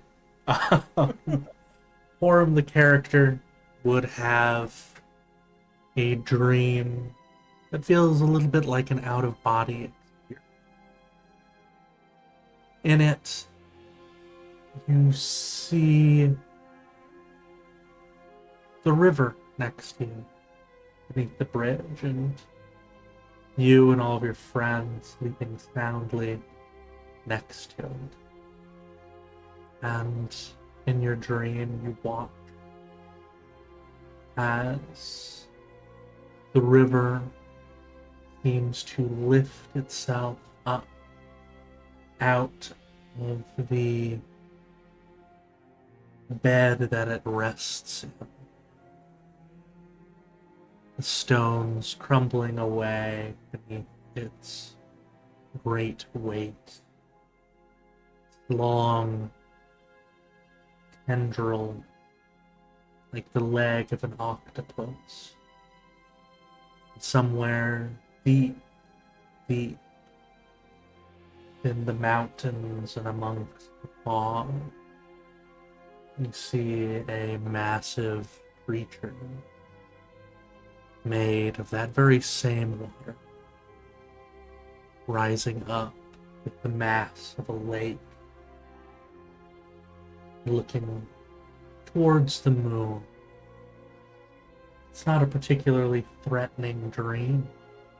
The tendrils don't reach out towards you or slam down against your friend.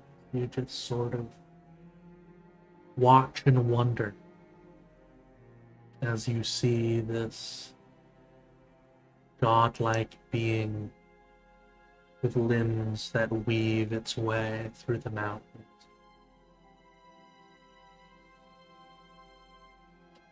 Obviously, Porrum doesn't wake up just yet, but I figured we had a break, and I want to keep that momentum going, so I thought I'd insert that for you there. E.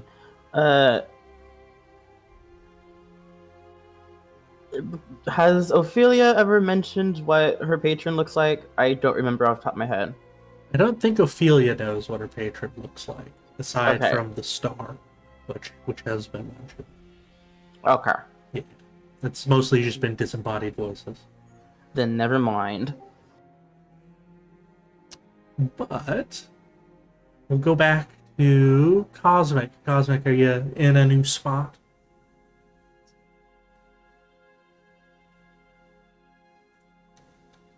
Ooh. If you are speaking, sadly, it's not coming through. Technical difficulties. No worries. Are you still able to hear us, Cosmic? I'll watch chat if you want to type in your answer.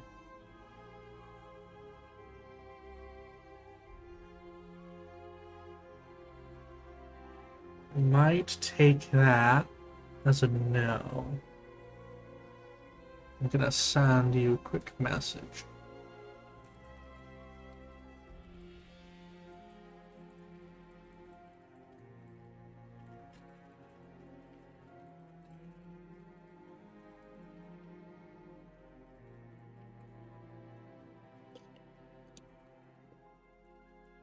Okay.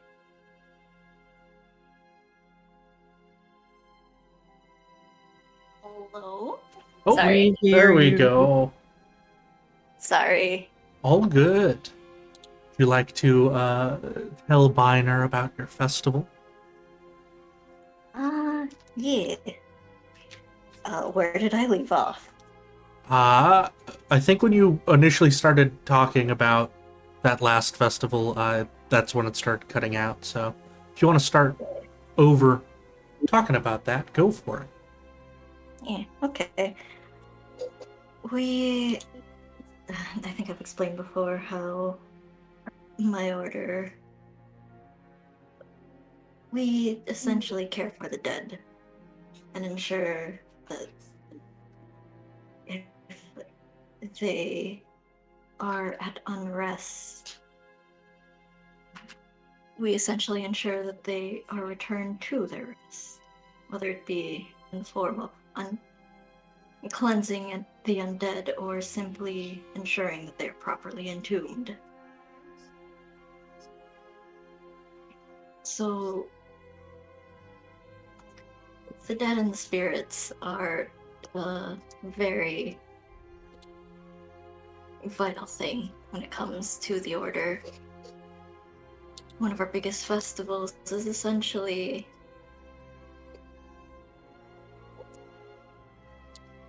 providing a safer bridge for them to cross to the afterlife. And for those who have lost loved ones to perhaps be able to connect with them for one last time. It's a whole celebration of just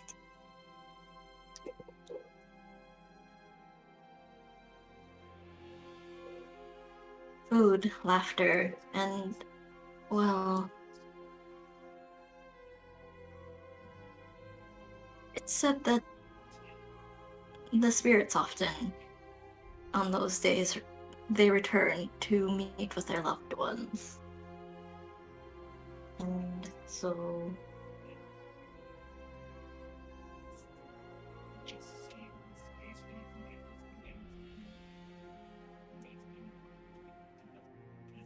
things can be a little spooky, I would think, for those unused to it.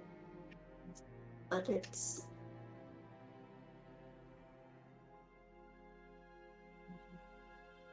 I don't think I'm explaining it right. I'm sorry. It's never been something I'd had to explain before. No, it's all right. I think I kind of get the understanding. You basically have a festival, and people you love come back from hopefully a good plane of existence, and you guys are able to speak and share one more joyful time together. In essence, Sorry, it's Cosmic. not... Not to interrupt. I would also say for Biner, it does remind you a little bit. Obviously, the context is much different for why the festival is being held, but it does remind you a bit of the festival that your village used to do when they were about to, send somebody off on their first pilgrimage for a while. Saying goodbye to somebody, but a happy occasion to be celebrated. As you were gonna say, Cosmic. Sorry. Yeah. It's not necessarily all spirits, but at least those who are of the more recently departed. One last chance to speak to them before they inevitably go on their journey to the afterlife and meet with Our Lady and be welcomed by her.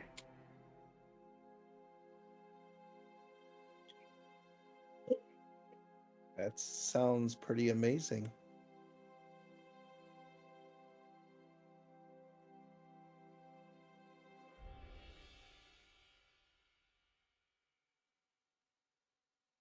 Well, maybe someday I'll be able to witness it.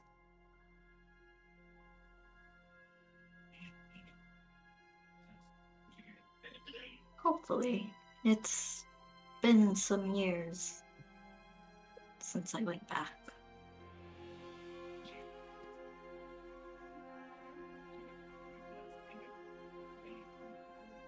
Is it only done in the town where you're from, or does your religion do it in other towns and villages and kingdoms? Or is it just at the one location? I don't think it's in just the one. We're only but one order who follows the Lady in Shadow. Or at least one form of her. But for the most part, from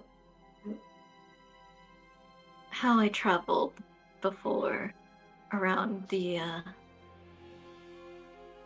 area my order worked in, the entire region celebrated.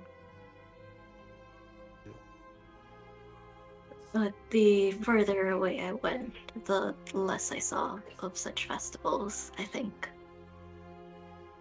I think they had their own sorts of celebrations, but I never stuck around all too long to actually see.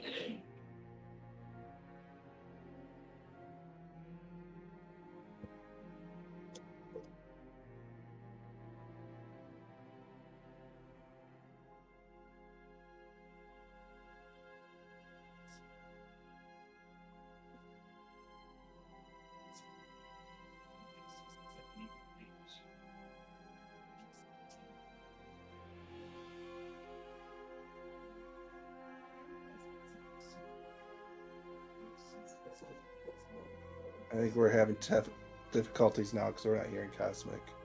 Oh, was that not coming through at all? At least for us, it wasn't. I was actually hearing that one pretty good. Yeah, as I said, I think we were having a technical difficulty at that moment. Damn it. I'm sorry. Oh no! It's just technical difficulties left and right. It is that day. What was the last thing you heard, Chris?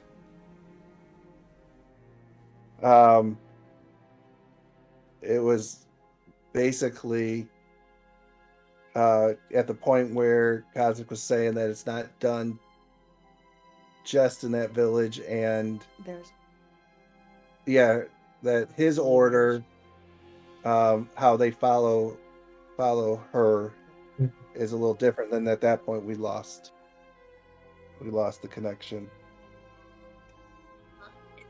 It was less that it was how his order followed her, but there are specific facets to the Lady in Shadow, is what he meant to imply. That was just, they just follow up on particular aspect of it, of her. Okay. And since he started traveling away from his order, he has not.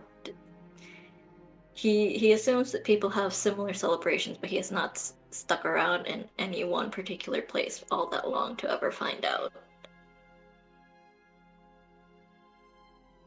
Okay.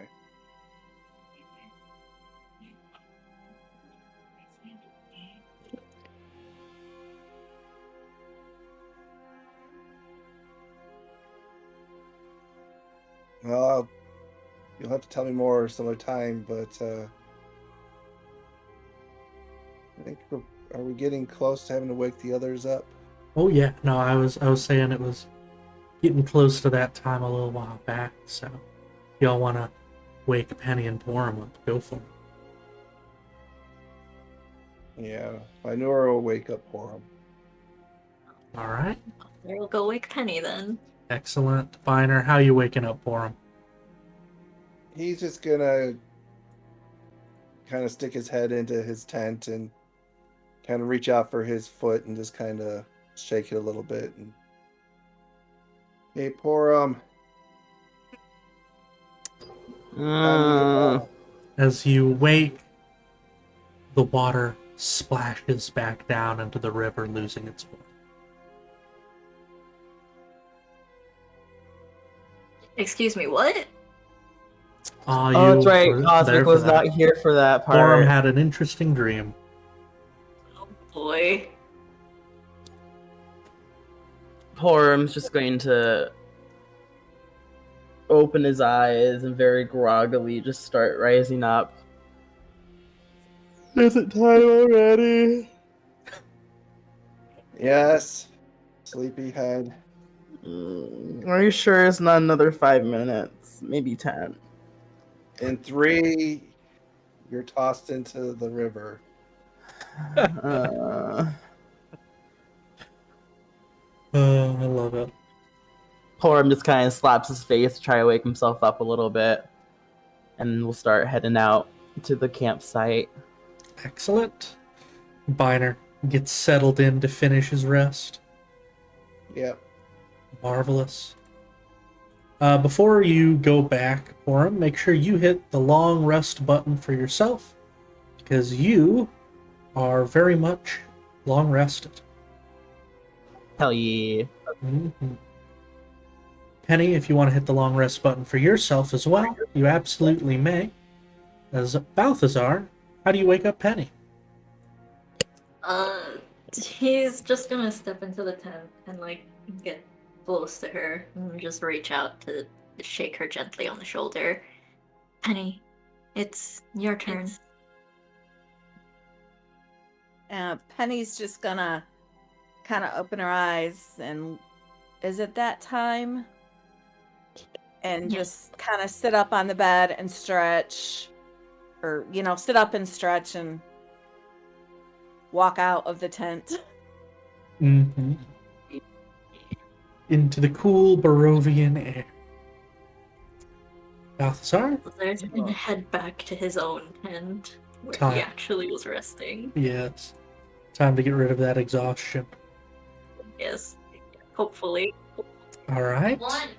As the two of you head out to start your watch, both of you can make me a perception check. If you don't have dark vision, roll that at disadvantage. I don't have dark vision. That you don't. Oh boy. Wow, even with the disadvantage. Let's go. Yeah, Penny, you still got a little bit of sleepy eyes as you make your way to the campfire.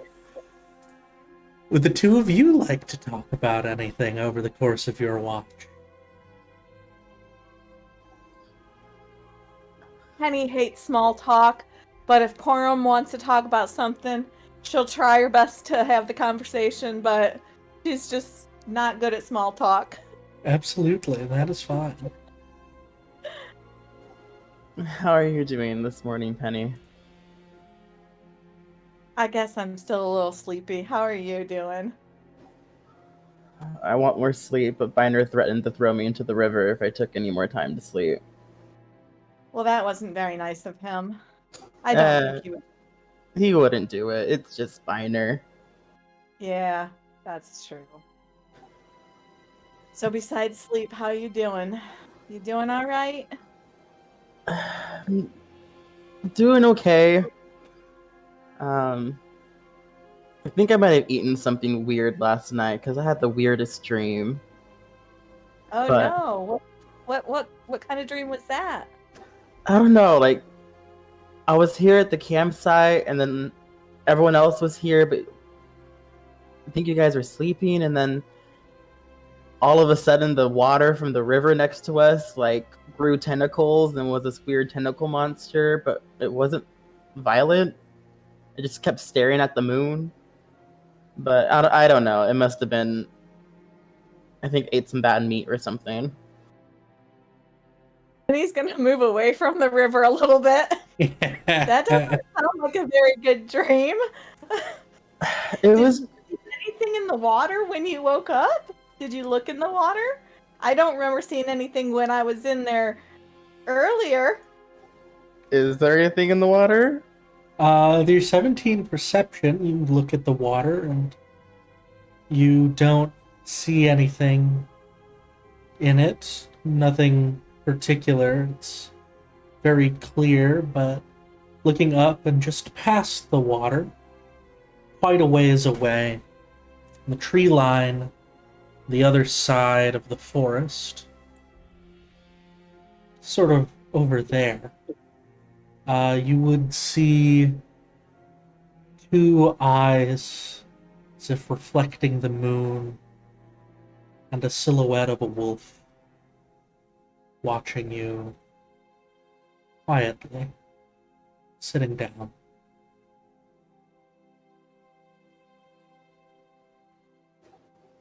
Like a normal wolf or like humanoid wolf?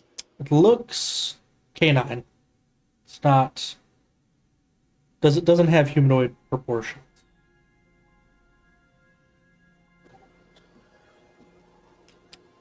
As looks your eyes meet, though, it does gingerly stand up and very quietly turn around back into the woods, disappearing into the mist.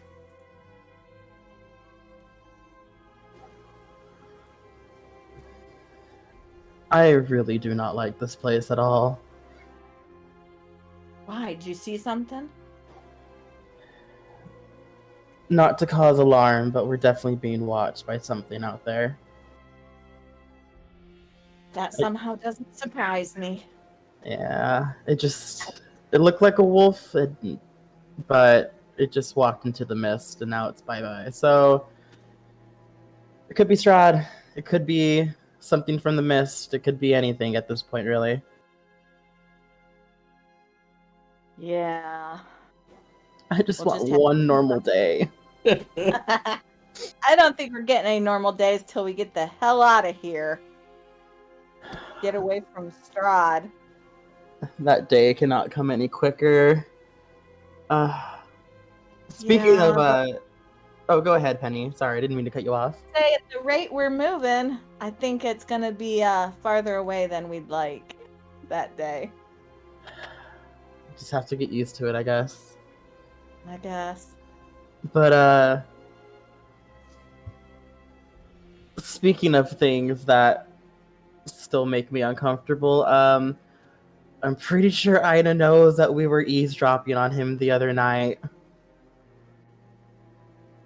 So Yeah, where he totally bombed with the one with Vasily. yeah, the next day I came up for breakfast and he saw that we were all sleeping together in the slumber party and asked why we were in there. And I didn't have the heart to tell him that we were eavesdropping and heard him bomb terribly. So I told him that we were just keeping Binder company and some other bullshit, and it's Ina. Ina saw straight through it. I don't want to tell him that we know like it didn't go well. Well, sounds like he already knows that we know, so I don't think it really matters at this point. We'll just kind of brush it off. We'll just pretend like it never happened. We just won't talk about it. That's the thing. I think Ina's going to try to interrogate me about it. I don't know. Just change the subject. Just sidetrack him with something. I don't know. Play chess with him. That should distract him. Oh God. Or find a magical item. Give him something magical to work on. Just give him the tablet. Give him the tablet. Exactly.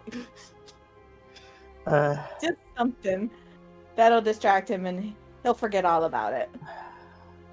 I mean, we'll see. Ina's definitely the scariest out of the group for me. So intimidating sometimes. No, I think Balthazar is. Balthazar, I get more of like stern parent vibes. Like if you do something wrong, it's like a stern talking to. But with Ina just gives you that look, like that look that only a parent knows how to give, that makes your soul freeze. Sorry, he makes you feel that way. I don't know that I get that feeling with him. I probably get that feeling more with Balthazar, but you know, we all have our moments and days.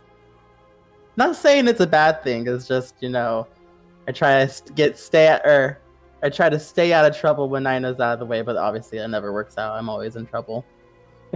Seems like we're both always in trouble. And that's why we're best friends. And I don't know why they let us take watch together, because we're always getting into trouble. It seems I'm surprised yeah, because I mean, I'm surprised one of them's not got one eye open watching us and listening for us, thinking we're gonna, I don't know, run off and get into trouble or bring trouble to us. I don't know, summon some weird tentacle monster, probably. When you say that, yep, I was gonna say Ophelia shifted around in her sleep in the Gar falls off a little bit, and there certainly is an eye watching the two of you. But we can't see that, right? I'd say Because Porrum I think could 10. maybe with a He 17. did say she was in a tent. Do you want Okay, us to roll? yeah, No, yeah. I was That's like, fair. no, it's okay. Yeah. In but that she's in a case, tent. yeah, I was. I guess it would make sense if the tent flaps were open while Ophelia was sleeping. So fine. It was such a good setup, though.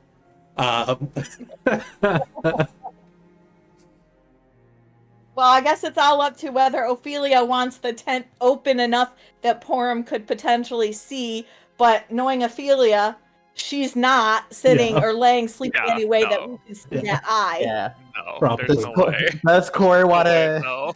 Does Corey want to like scar our characters even more? But That's what Now the morning's Ophelia for. may be feeling this eye moving, Yeah. but I don't think we can see it. No, yeah, we absolutely. definitely cannot see it because Ophelia's in the tent. Well, there is a tent that does open up. It's Irina's tent. She peeks her head out, says, "Hey, sleepover buddies. How's it going?" It's going. How are you doing? Did you sleep well? No, not really. But I tried, and I'm rested enough. How are y'all? I'm all right. How are you doing? I'm doing all right. How's your brother? Oh, he's still a little messed up from the other day, so he's been snoring a lot, which hasn't helped with my not being able to sleep thing. She says, but she says it with a small sly grin, like, you know, she's used to that. But I will say, I didn't want to. I hope I'm not interrupting y'all's conversation or anything, am I? No, not at all. We're just talking about eyes watching us.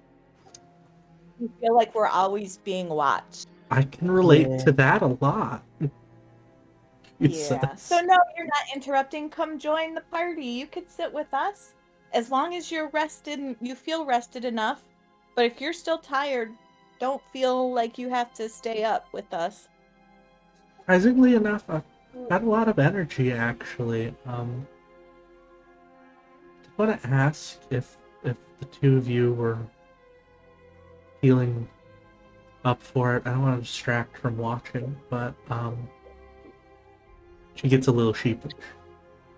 Do either of you mind if I trained with you a little bit? Sure. Porrum, do you want me to, or do you want to train with Irina? I up to you, Irina. Do you want Penny to teach you the ropes of being Penny, or I can show you how to shoot a bow? I think it'd be. She thinks back to something that Viner told her once. And it's Penny. That I thought it was really awesome how you helped protect me back at the mansion, Penny. I'd really love to learn a little bit about how you fight, if that'd be okay. Sure, I can try. She gets a big smile on her face. And the two of you get up, and what would Penny try to... What kind of training do you think Penny would be whipping up for Irina? So Penny would probably pull out her rapier and like show her how she holds it and how she kind of like swings and moves and like just kind of stuff like that, showing her how to move with it, letting her do that a little bit, and then seeing how that goes and how comfortable she is with that, and then maybe kind of like sparring with her a little bit, but not where anybody would get hurt, just to see Yeah. how she does, with her sword or her whatever the weapon is she has. Absolutely. And she'd Just be kind of like that. yeah, and she'd be having a blast with it. Porrum, would you be watching the two of them training and like pointing out little pointers from your own combat experience as a fighter to help out? Yeah, Porrum would kind of do his best to double task, keep an eye out, and every once in a while glance over at the two of them to see how they're doing. Excellent. In that case, And of course, yes. Penny's gonna be, kind of like doing little flourishes and little like roll, like little rogue like moves, like rolling and like stuff like that, having fun with it too, but trying to be serious, but having fun with it at the same time. It seems Irina is absolutely just eating this up. She needed an outlet for a little bit of frustration, and physical activities doing that, and she's really appreciating the fact that you're keeping it lighthearted as the two of you spar every once in a while, and Porrum speaks up to help her out. Gets a little embarrassed and will rethink her footing and stuff like that. And Penny, You're doing so great, Irina. thank you. I'm hoping I'm getting the hang of it, and she'll try and copy one of your moves as you do a little swoosh with your blade.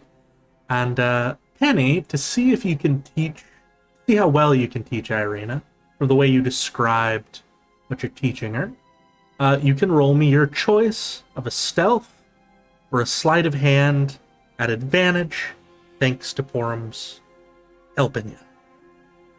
Okay, hold on. Stealth or sleight of hand with advantage? That's right. That's very nice. So yeah, you are being an absolutely excellent teacher. And as you do a little swing with your blade, you reach for her, you see Irina do a move that you haven't seen before. She's taken some of your techniques and adapted it for herself. And by helping Irina out in this way, you have taught her a new ability, which I will link so everyone gets to read what you have managed to teach her. Oh no! Why? Oh, that's bad. That's not good. One moment. Sorry about that, everybody. I'm gonna let everybody know, but they better know how to speak it. She knows it very well. Let's try that again. She's been possessed. But in common. Ooh. So as you swing, she uses her reaction and gives herself, she blocks it pretty well and does a little sidestep to swoop around you.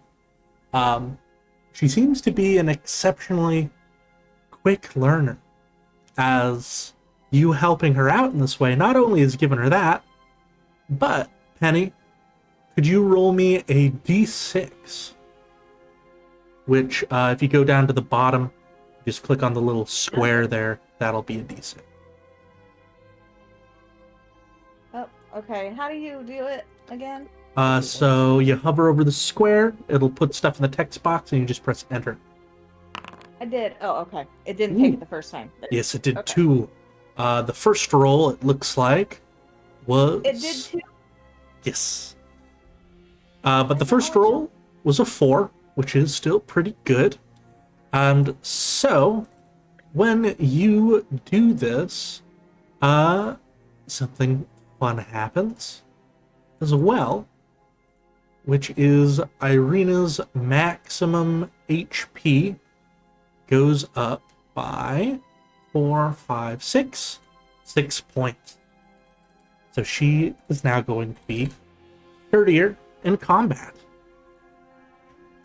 thanks to your help. It's by the end. Irina, you're looking so good. You're learning so quickly. You are awesome. Porrum, isn't she awesome? I'm surprised you learned that quickly, but kudos to your teaching, Penny. You're really good at this. Have you ever taught anyone before? Not at all. Nope. First time. Well, I might be hitting you up again then.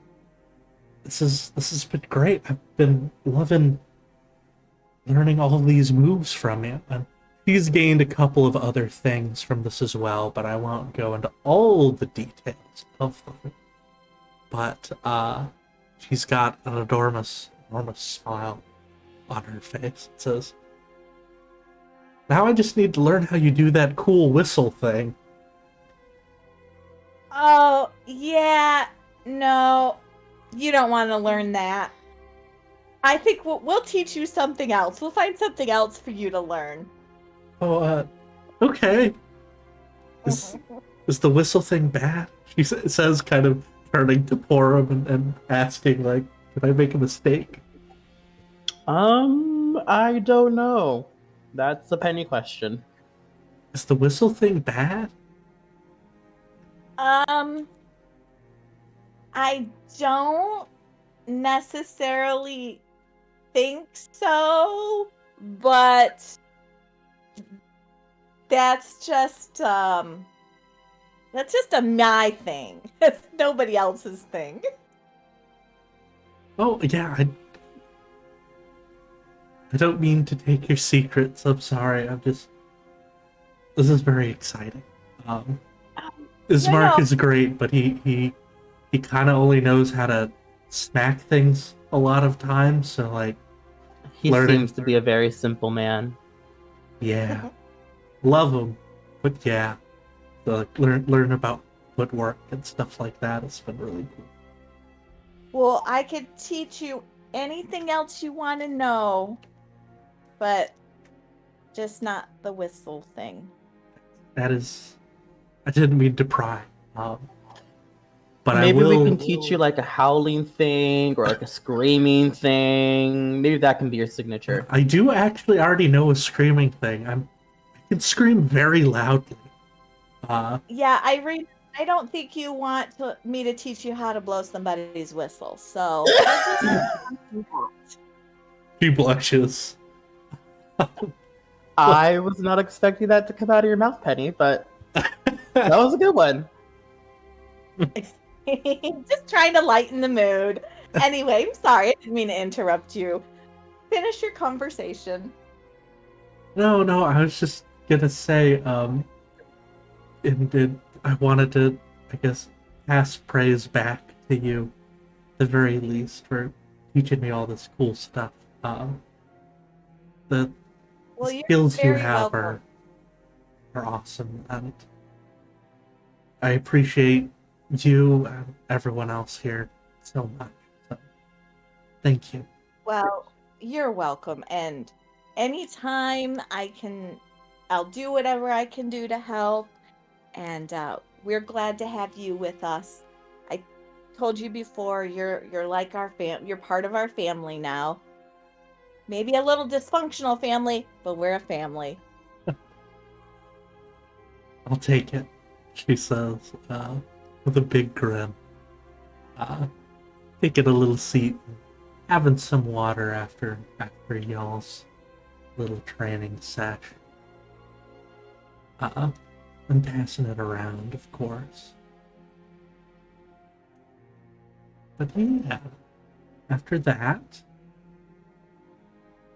is there anything that y'all would like to talk about, or shall we wrap up this long rest and have y'all get back on the road? Nothing on Porrum's end. Nothing here. I'm ready to go if everybody's ready to go. Excellent. And I only have one more thing to ask, which I will go ahead and ask Ophelia Ophelia, are you reaching out to anybody tonight? Or is Ophelia deciding, you know- nah? You're gonna say no. Let's just not. I mean, you could always ask. Yeah. You know what? Fine. We'll reach out to the patron. Why not? Right? Reach out to the patron when you're asleep. You feel, even in your dreaming state, almost like a night terror. Become conscious fun. of your body, but cannot control it as you are paralyzed there. You feel the eye shift as if looking towards your face. What do you ask of it?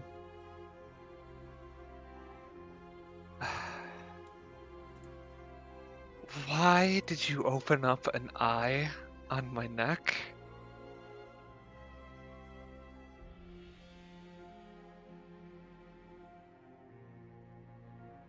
And you ask that mentally in your mind.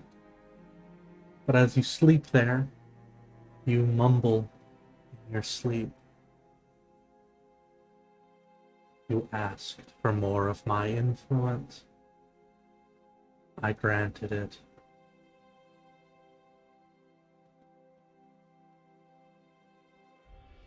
Why did you need an eye on my neck? Simply a side effect.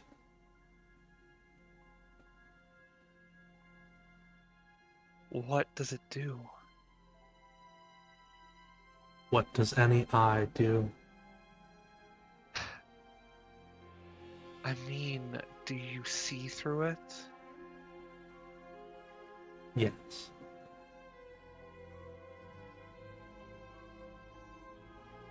Are you able to tap into any of my senses from it, or are you only able to see?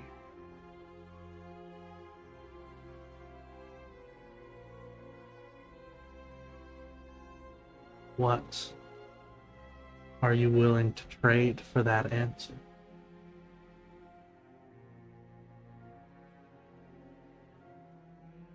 I'm not willing to give up anything else at this time. Very well then. The eye slowly closes shut.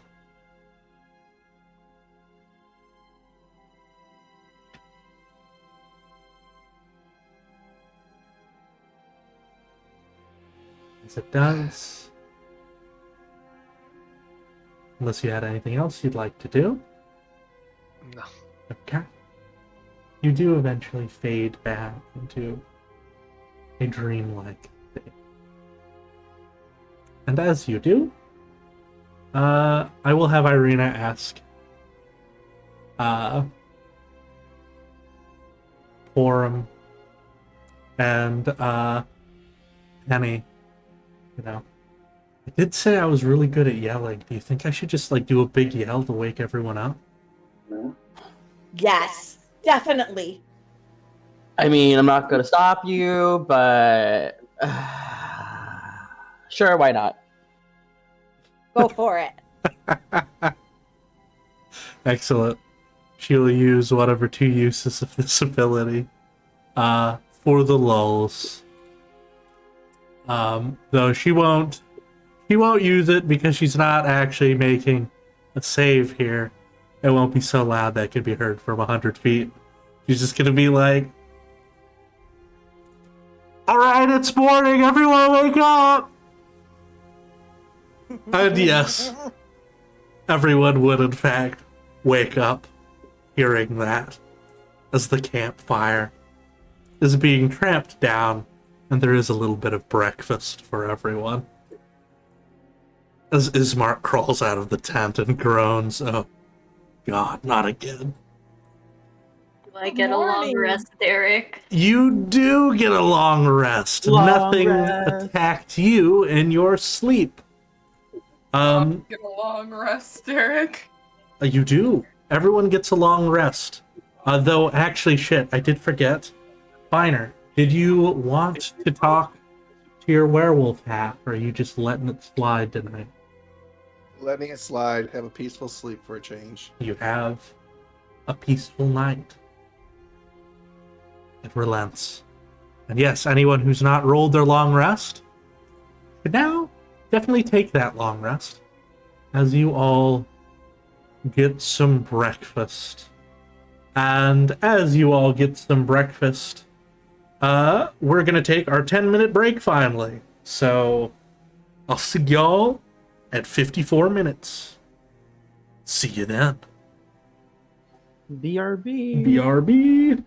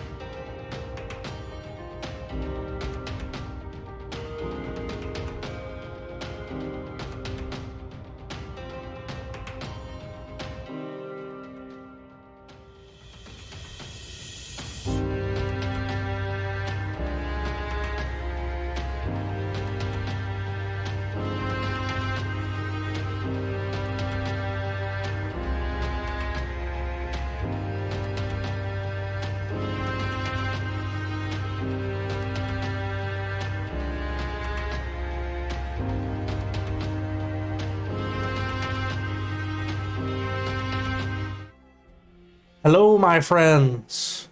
We've been sitting around the campfire talking about our pasts and our feelings and things like that. I am Derek, and this is Curse of Strahd. And as we return, our party Here's going in now. is... Can you just Ooh, we just got a new something. A new person has followed. Marvelous. Thank you so much. Sapphic Sodas for following. As I was saying though, we just finished up all of our watches. Luckily, a relatively uneventful night, though there were some eerie bits and bobs there, and our party was just getting ready, packing up, get back on the road, down deeper into the land of Barovia. And unless anybody had something they wanted to have their characters talk about during breakfast, I was just going to have y'all start off on the road, making your way down. Is that cool with everybody? Yeah. I'm okay Yeah. with walking and talking. Excellent.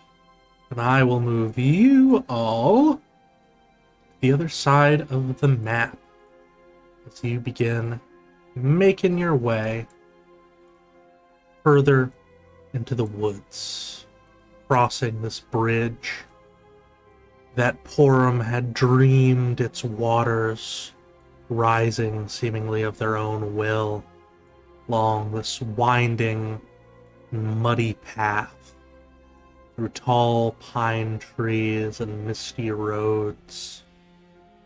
Y'all begin making your way further and further inland But I do believe Porrum had a conversation they wanted to have with Balthazar.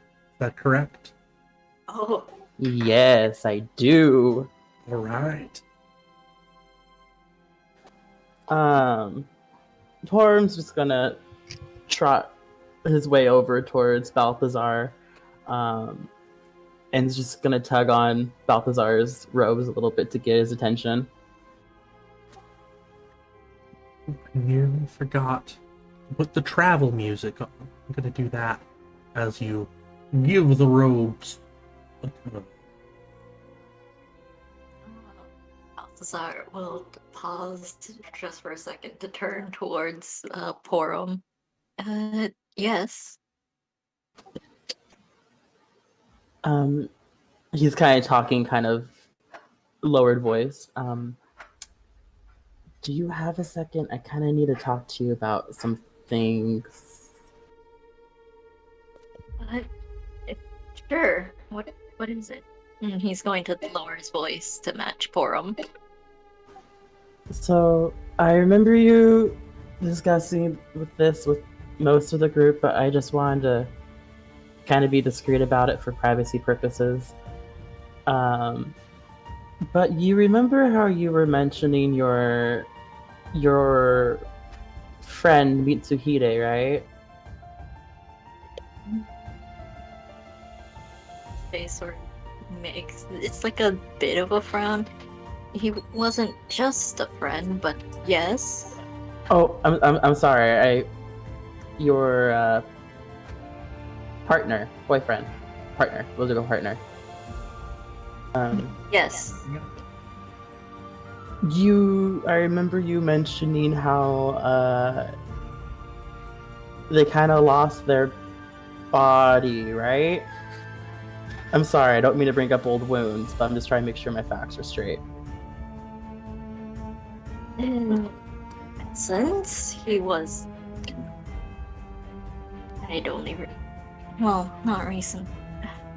Time was moved weird in the mist, but my lady had told me he was possessed. Yes.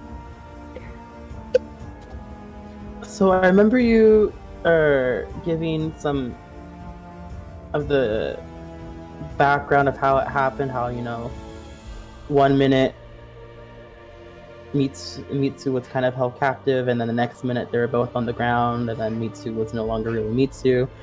I was kind of giving it some thought, and I think I might know what happened to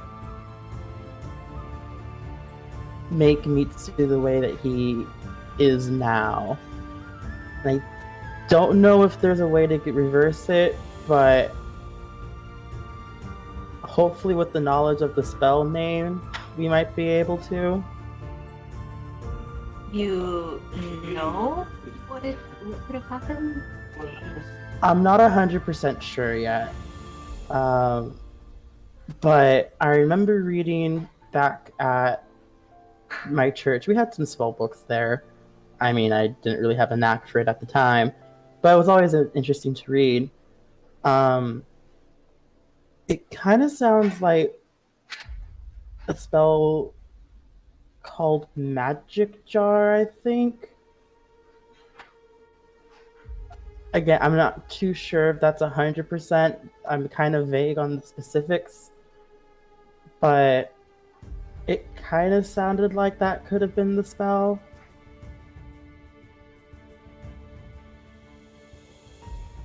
I don't think I'm familiar with it. I'm not too familiar with it either. The only thing I can kind of remember off the top of my head is it's necromancy. Shocker there, right? And it pretty much allows one soul to possess another vessel.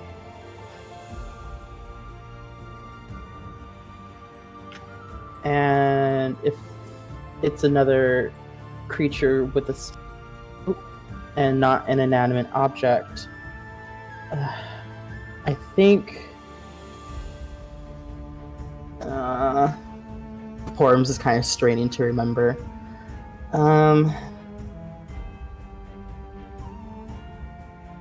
It's like basically if the soul of the person who cast it is stronger, they will possess that vessel, while the other person is still conscious of what's happening in their body, but doesn't really have control. I think their spirit might be housed elsewhere, but it's kind of vague. It's been a while since I've read that spell in particular, and I don't really remember the specifics 100%. But maybe if we get to Balaki and go to one of their libraries, maybe they might have books on that, perhaps.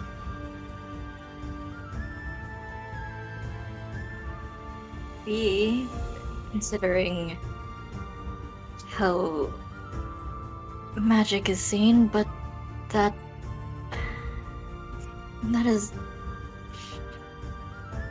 He looks thoughtful and contemplative, and there's just a hint of tempered hope, but with an edge of sort of I don't think despair is the right word, but that's the only thing that comes to mind. I know it's a long shot, but it's something, right? It is, at the very least.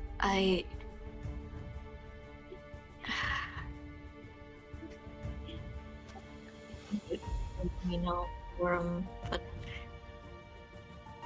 I think at this point I care less about the matter of how, and simply, I just want that vampire out of Mitsu's body. And considering how long it's been, my only hope is that I can at least put him to rest. But now that we possibly have a lead on the how, wouldn't figuring out the how lead us to maybe an answer where it doesn't involve Mitsu having to be laid down to rest? I mean, maybe if we can find more information. Aina seems pretty capable with, I mean, he's the most capable out of all of us with that kind of magic. Maybe they can reverse engineer it or something? I don't know. Okay, Derek, important question. Yeah. How did Mitsu look towards the end of that missed vision, if Balthazar could still remember it? Or remember the finer details of it before he inevitably turned into the Lady in Shadow. I mean, he looked like the Mitsu you remembered. So, the one that was probably closest to your heart. So, it's probably a version of him pre whatever he had to become. Okay.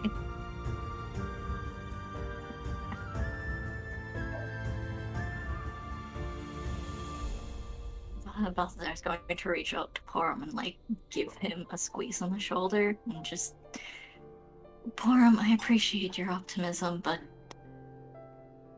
it's been 3 years. I don't know what that sort of time would do to a person's soul, especially when their body is still possessed. I don't want to get my hopes up.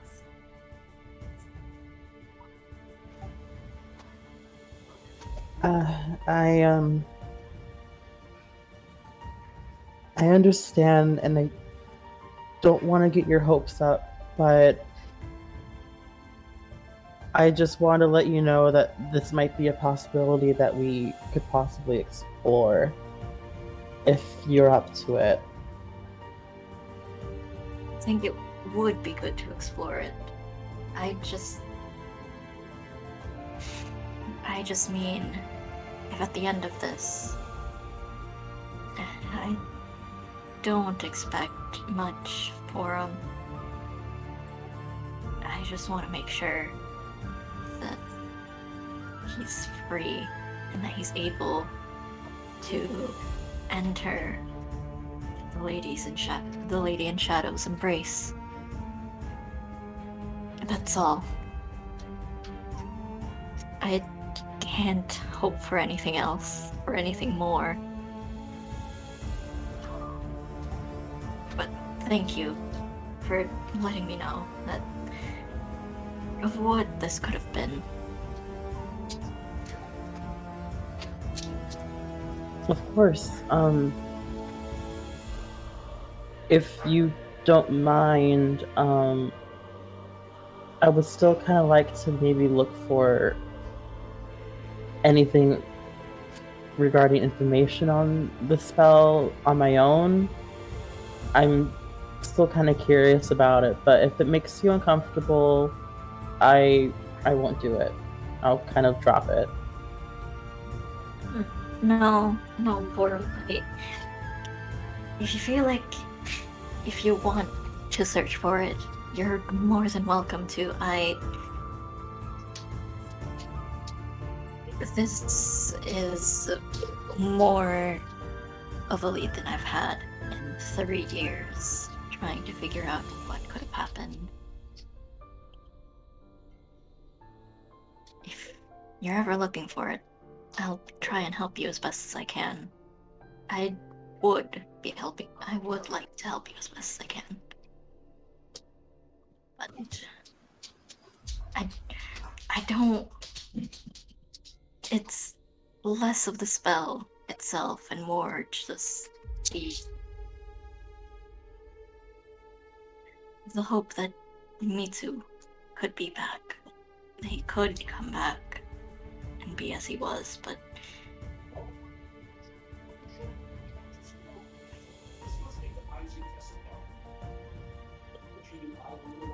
just let me know. I will.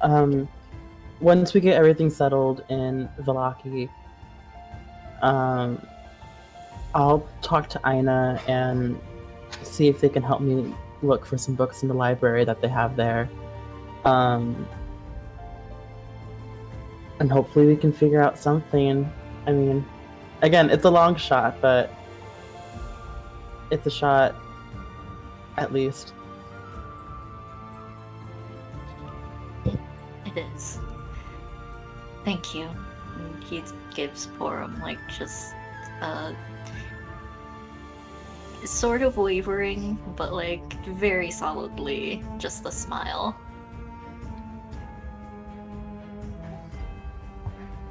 Porrum would just smile back. I mean, we're all in this together, so I'll like to play my part at least.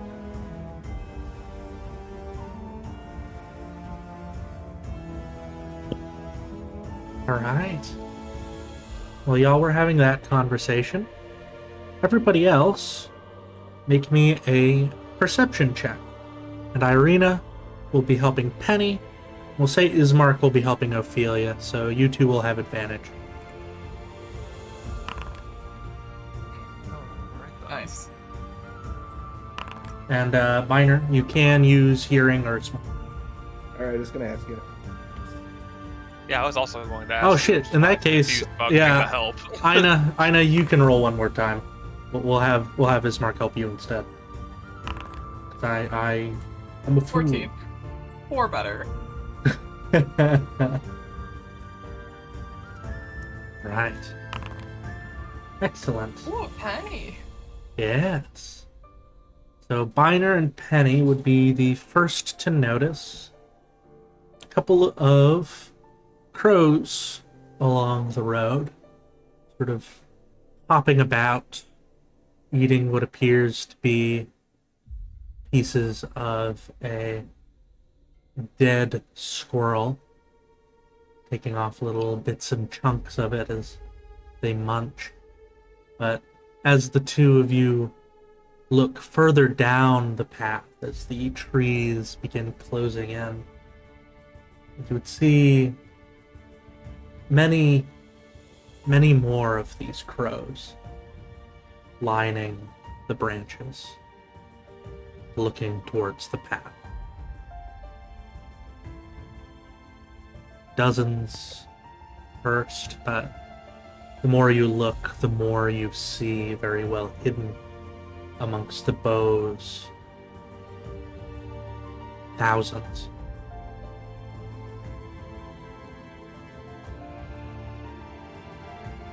Guys, there's a ton of crows watching us. I'm gonna point up.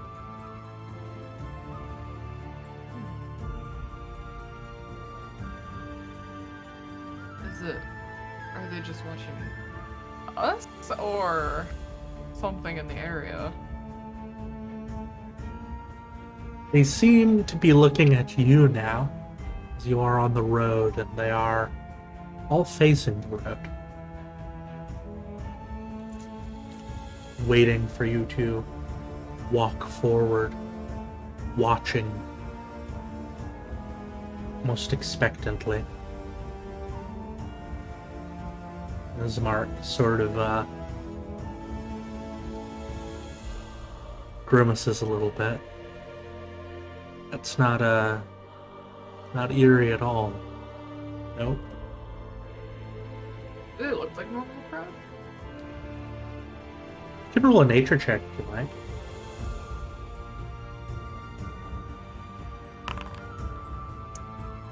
They look like normal crows and raven, but they aren't acting like normal crows and ravens. Sure, they flock sometimes, but not like this. This is extremely strange behavior. Nothing about them is seemingly magical that you can tell at the moment, but it is extremely odd. Maybe some kind of spell has caused them to gather, or some outside influence.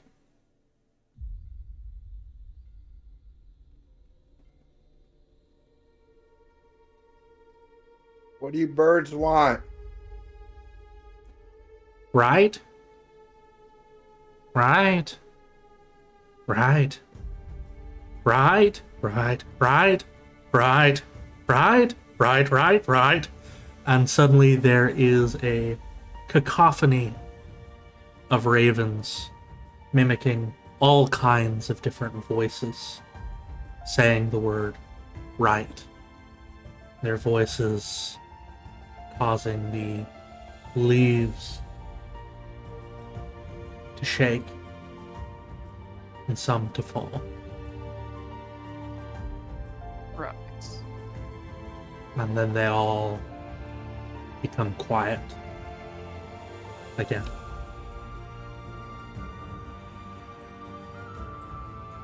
And wait.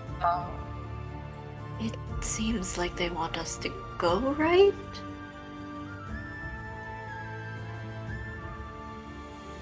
Maybe? What's, I guess, to the right? Nothing at the moment. Just woods, if you were to take an immediate right. Ismark will pipe up and say that there is a crossroads coming up.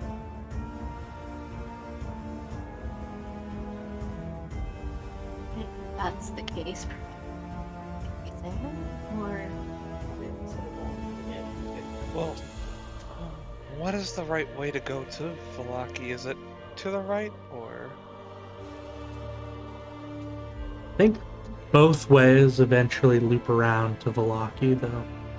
Going right does take you nearby the waterfall. What waterfall is that? the Sarah Falls. I'll type that out for you. It's Weren't we also warned about the crossroads?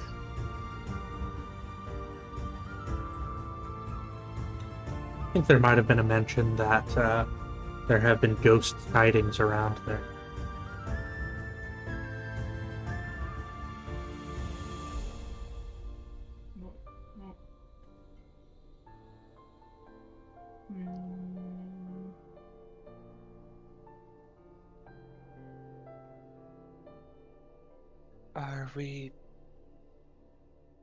Are we going to heed the crow warning, or? Well, why don't we get to the crossroad and take a look? I mean, worst case, 4 go left, 4 go right. Nothing bad can happen. You want to split Not up? saying You splitting what? up is the best. Balthazar's looking at Biter like he's gone crazy. Wrong, wrong, wrong, wrong, wrong, wrong. It They seems flap even the their birds wings. see the falling and splitting up.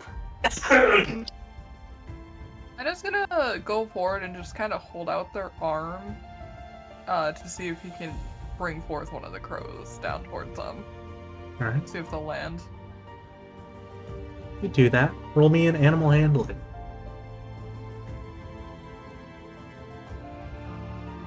Do I get advantage because I have peaches? I say Peaches can help. In this particular instance. That's awful. You raise an arm out, and about a dozen crows fly towards you and land, looking up at you. You know, this is fun.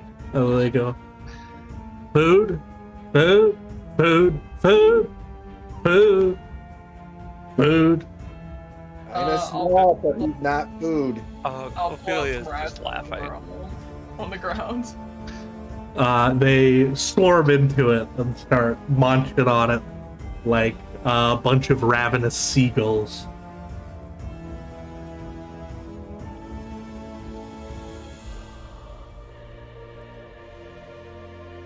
Well, you guys want to go right? Well, is it safe though? And I'm just gonna look to the birds. No indication. Nothing. They don't seem to be doing or answering to that, unfortunately. Ina, can't you send Peaches ahead to see if they see anything?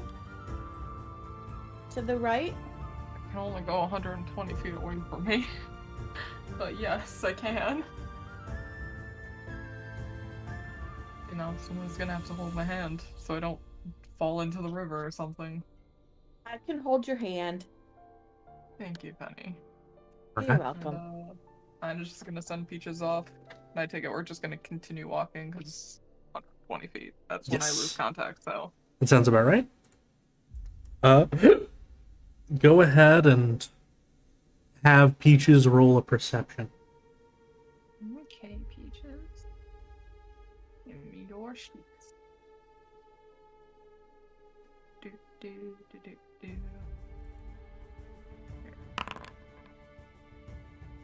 Oh, it's better than Very me, nice. Peaches. So yeah, you'll begin walking down the path, and Peaches flies out of your range and eventually returns.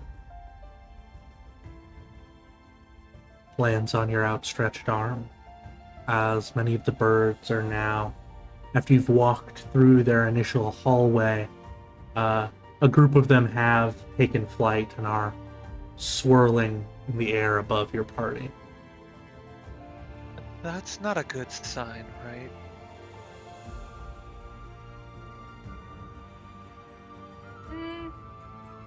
It depends on what sort of beliefs you have on crows and ravens. True. They carry souls, as Mark will say, thinking about his tale from last night. My people tend to see crows and ravens as good luck.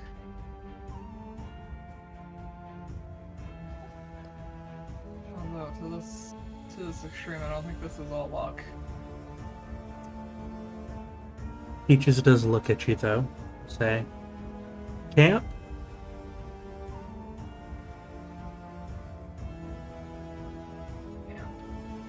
People? People?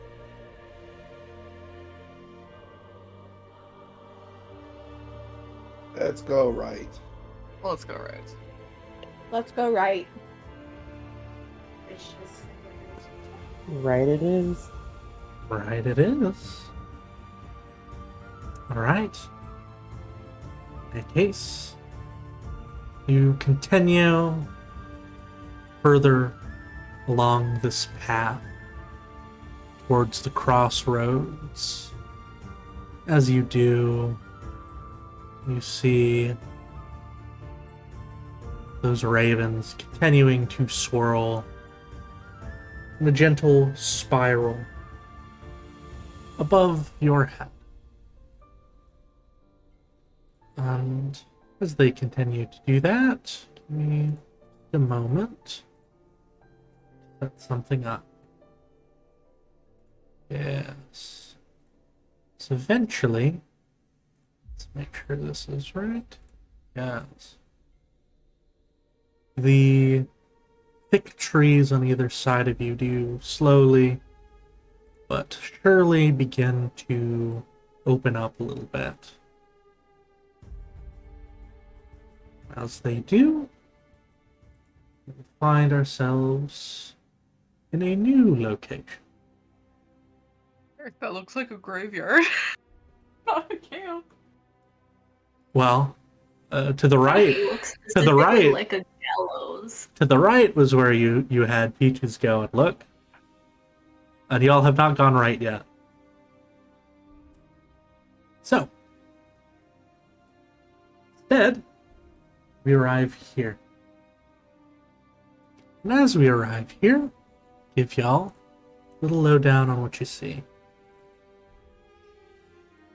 As you hear the sounds of an old wooden gallows creaking in a chill wind that blows down from the high ground to the west. A frayed length of rope holds taut from its beam. The well-worn road splits here, and a signpost on the opposite point of the gallows points off in 3 directions. One way, the way that you came, saying Barovia Village. To your right, the Serre Pool. And to the left, Perez.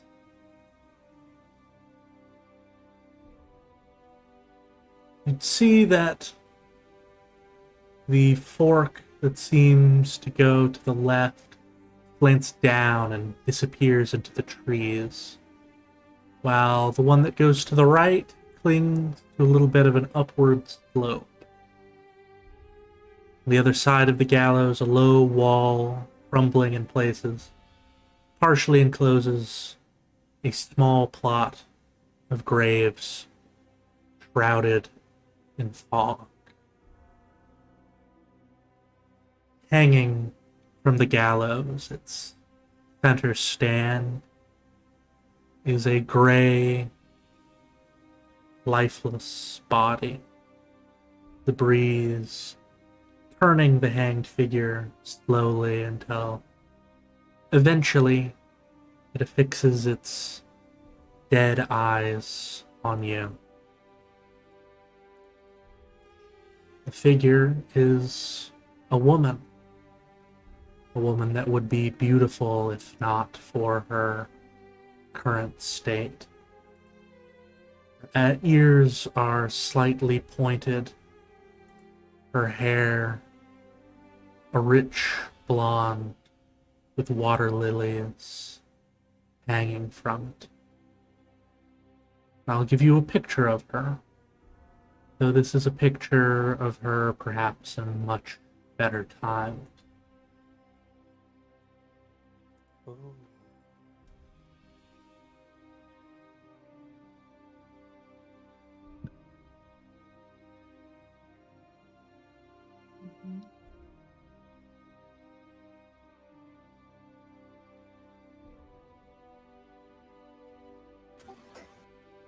I knew I was going to move a little closer. Porrum's gonna keep his distance. For now. Balthazar's also going to carefully go closer, but as he does so, he's gonna activate his where is it? Eyes of the Grave, I believe is the right one. Yes, please do. Very nice. Whatever is hanging there is definitely an undead.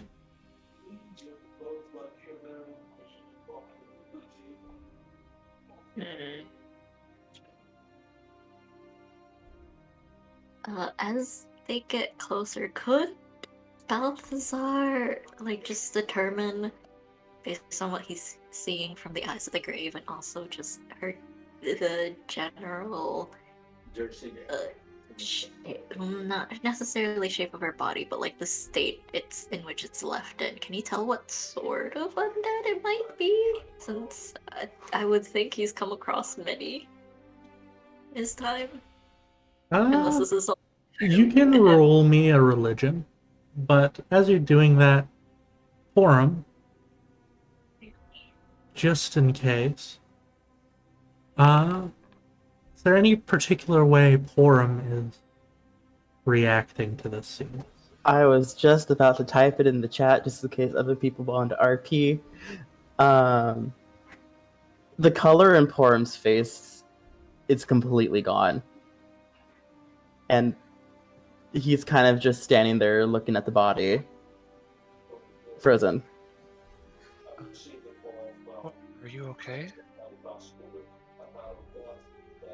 Do you know who that is?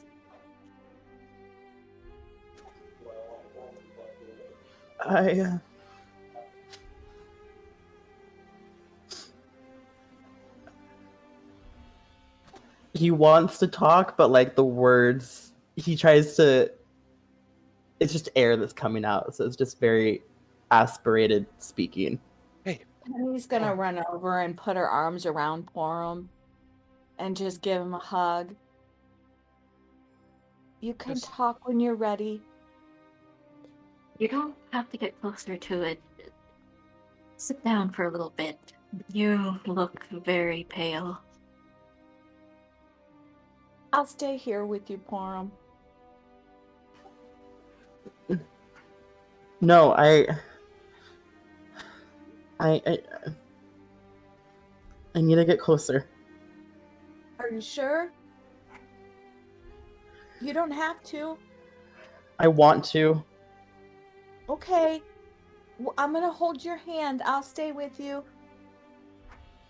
Thank you, Penny. I will say, Balthazar, as Porrum does make their way closer, you do get a vague feeling for what this might be. A creature known as a gallows speaker. And sort of amalgam of spirits generated from a place saturated with death. They will speak to those who approach, but they are just as likely to attempt to make them join them in death. For as they say, misery loves company. Okay, as the realization hits, Balthazar is gonna catch up to Porrum and will put a hand on his shoulder before they get too close. I think, just in case, don't try not to get any closer to it. It's I think it's a gallows spirit, and considering its location, it's as likely to speak with us as it is to try and drag us to join them. Be wary. Alright? But Balthazar. It's her. It's Mother. Wait, did you hear that right? Mother? It's my mother. That's your mother? What? How? Ina's gonna reach out and grab Porrum and just kind of pull him back. It's like, remember how we saw on the way into Little Barovia? We saw something that wasn't true? Yes, but It could have something could have easily just as taken her form. Porrum, it'll be all right. And Balthazar fully just has both of his hands on Porrum's shoulder. I don't know what to believe right now. It looks like my mother. I know. Just stay with us. Stay with Penny and Viner. It'll be all right.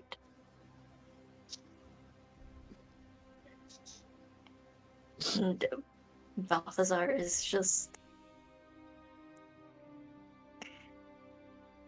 like sort of one arm hug before pushing him towards Penny, and is keeping an eye out on the spirit. Irina has given Porrum's shoulder a squeeze too. I'm here for you. Porrum's just going to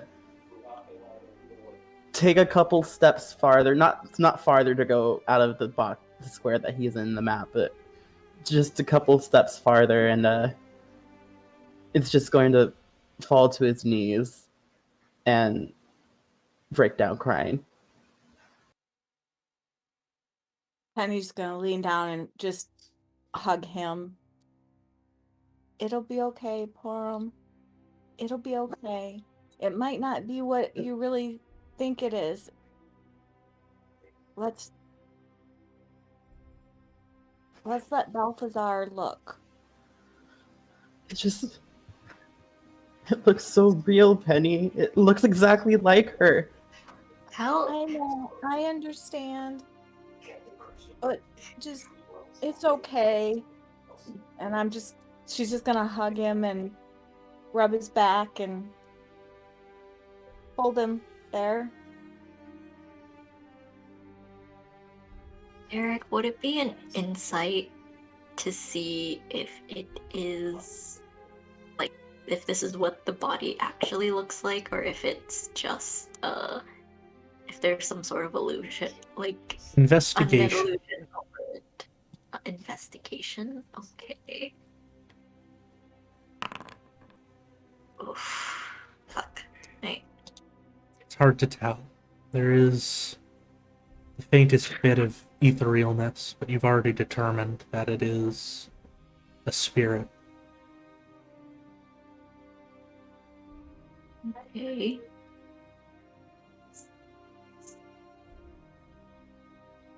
He's gonna try and speak to it.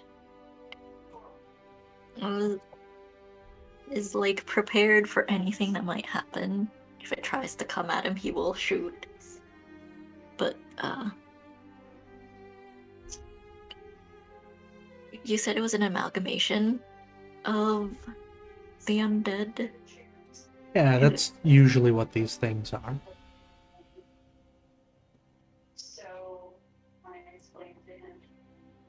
A place where many have died.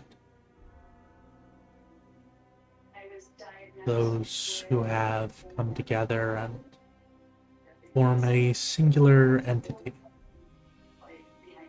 Alright, he'll just... Though I will say, I will give you, because you got a pretty high roll, they do tend to latch on to a singular strong soul among them that forms a personality. So, sort of a central one that the others glom onto.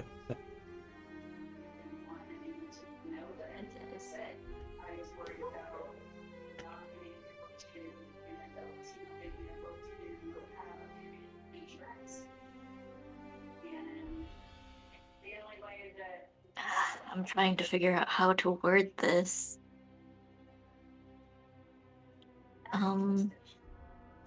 He's just gonna call out to it. Why is it that appearance that you've taken on? What is the purpose of it? And he's essentially edging towards the last of the 5 feet within the square he's in, essentially. You say that as it sways from where it hangs, the glassy eyes looking towards you, but perhaps just a bit past. What's that? Who's there? Porrum, is that you?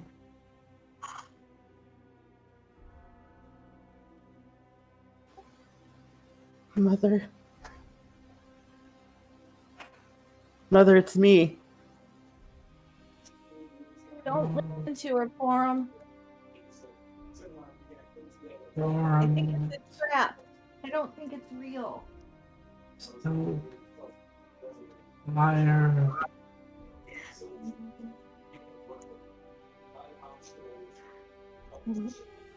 Neck hurts, Porrum.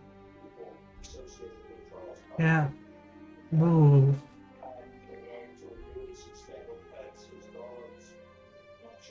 Can't get down. It's so nice to hear your voice.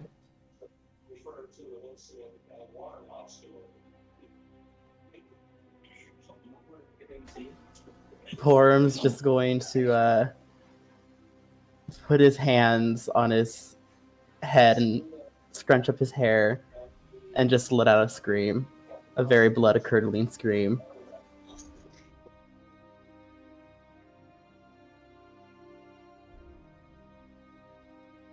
Balthazar's just glancing over his shoulder at Porrum, just looks to the gallows spirit again.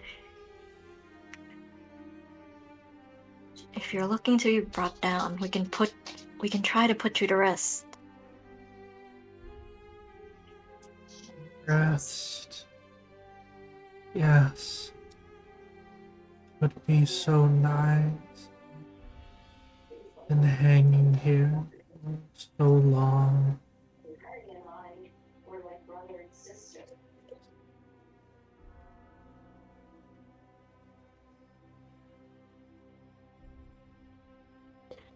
If we cut you down, will you be attacking us? And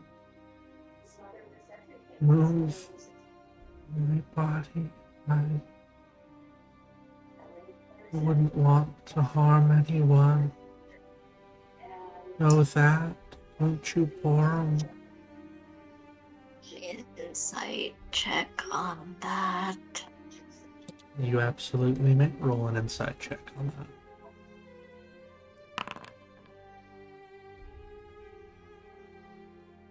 As you look towards its face, its beak, you simply aren't sure what to think.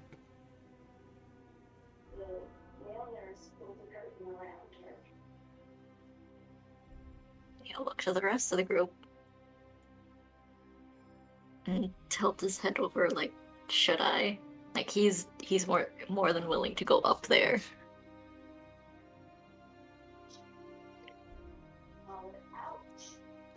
It can't get down. We should leave it. We shouldn't keep messing with the dead around here. I agree with Aina. We shouldn't, but I don't feel right. Just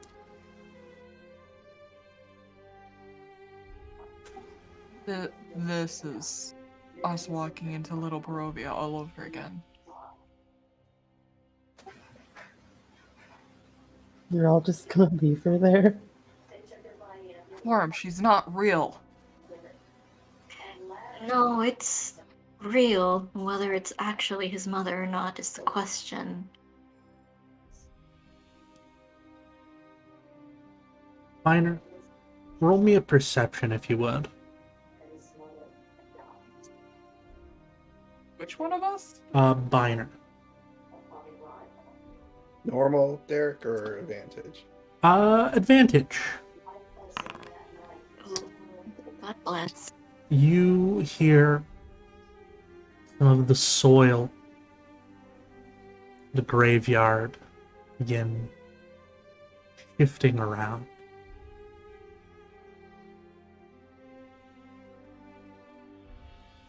He'll turn to the group and be like, "It's a trap," and he will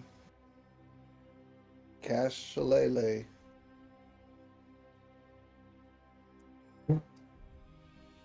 How can you tell it's a trap?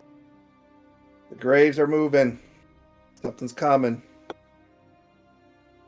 Hearing it called a trap, Ina's just gonna let their readied crossbow fly towards Excellent. the hanging body. Go ahead and make your attack. You're just gonna hear Porrum just shout no. A 14. Let us see. Porrum screams out in defiance of this. The arrow flies true, and as it strikes her hanging body in the heart, you would see as her form begins to change. Skin melting from its body. As it decays, there is a horrific rictus grin in its place. Ooh. Go ahead and roll your damage for me. Yeah, it was with the silver arrow too. I don't know if that does anything extra. Unfortunately, silver doesn't do extra to this guy. But it does do half damage, unfortunately. No! I know. Buddy. That's max damage and everything. I know. As the arrow cuts through a little bit, but the body is somewhat ethereal as it flies through to the other side. What were you about to ask? Oh, can Ophelia let loose her Eldritch Blasts that she was holding? Yes, I'll allow for that. Backliners were like, this is gonna turn bad. Yeah. Take your shots. That is a hit. That will also be a hit. Cool. Alright. 2 more blasts crack to its rictus grin. You will now see what the sounds of the grave shifting actually were. As beneath your feet, figures began emerging from the ground, the Why are soil they children? shifting. As, yes, you see children with sharp fangs in their mouths reaching They're up T-posing. and grabbing onto your legs, They're doing it to us. threatening to pull you down into the earth with them. God, not again. Yes. No! I want to be buried again! Yes. And with that, we're going to be ending our session here. What? That's right. No. We'll start off with a This is big rude. combat next week. Oh, I just got a message from Miggs. I just saw it, rather. I wasn't ready for this emotional damage. I'm sorry, Miggs. Like, I knew I should have expected something when you asked what photo I wanted, but I'm just like, oh, it's gonna be a couple maybe sessions down the road.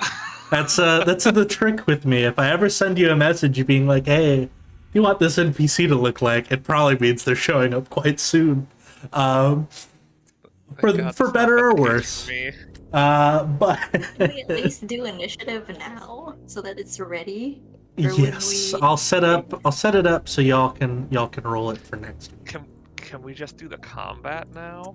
Just do the combat. We will do the combat next week because it might be a long one, and we're already pretty deep in this. Oh, I got a 19.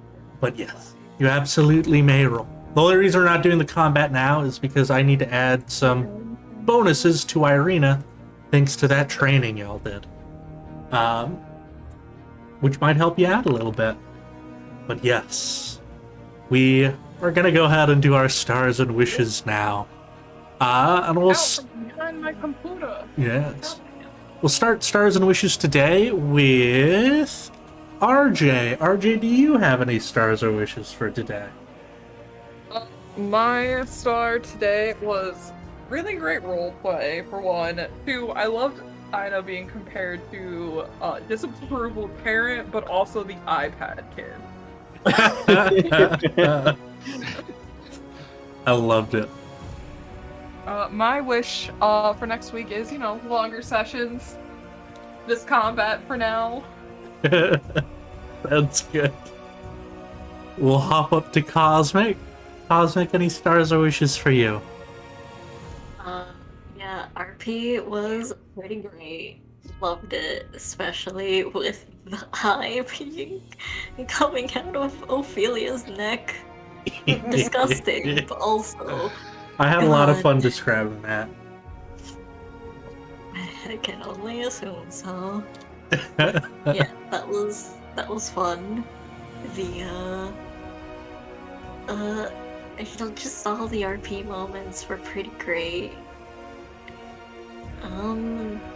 Let's see, what else? I think wishes is just a longer session because I fully expected us to just start combat now. We'll have a nice long one next week, I promise. You always say it, Derek. It's it true, never but this is going to be the happens. one before Thanksgiving. So I do mean it this time. Okay. But yeah. I wish for good combat. Hopefully I can just give some folks a hand once it actually hits my turn. And that we don't get bombarded by a bajillion ghostlings. It's true. Well, I didn't have the ghost do its ready to action, so I'm probably going to start next week with that. But we're going to hop up to Corey now. Corey, any stars or wishes for you? Yet again, stars, just like all the RP, I enjoyed all of it. I loved the Penny and Irina training. Yeah, it was super cute. And then wishes. Oh, I also loved the eyeball. Yeah. Thanks, Derek. You're welcome. I'm just going to start saying no to anything that you ask me during the week. just never mind. You mind I will if you get say, a little bit itchy? Yeah.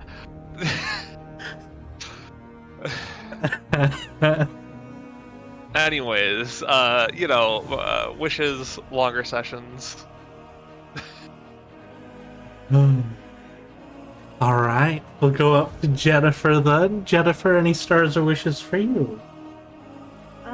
Stars. Well, I like the eye. All the role play. Wishes. That Sorry, I'm just trying to think. No, it's okay. No that- pressure. That we don't have a lot of, that Porrum doesn't suffer from a lot of emotional damage for the rest of the entire game, Yeah. seeing his mother, and that our battle is not, that we come out of it better than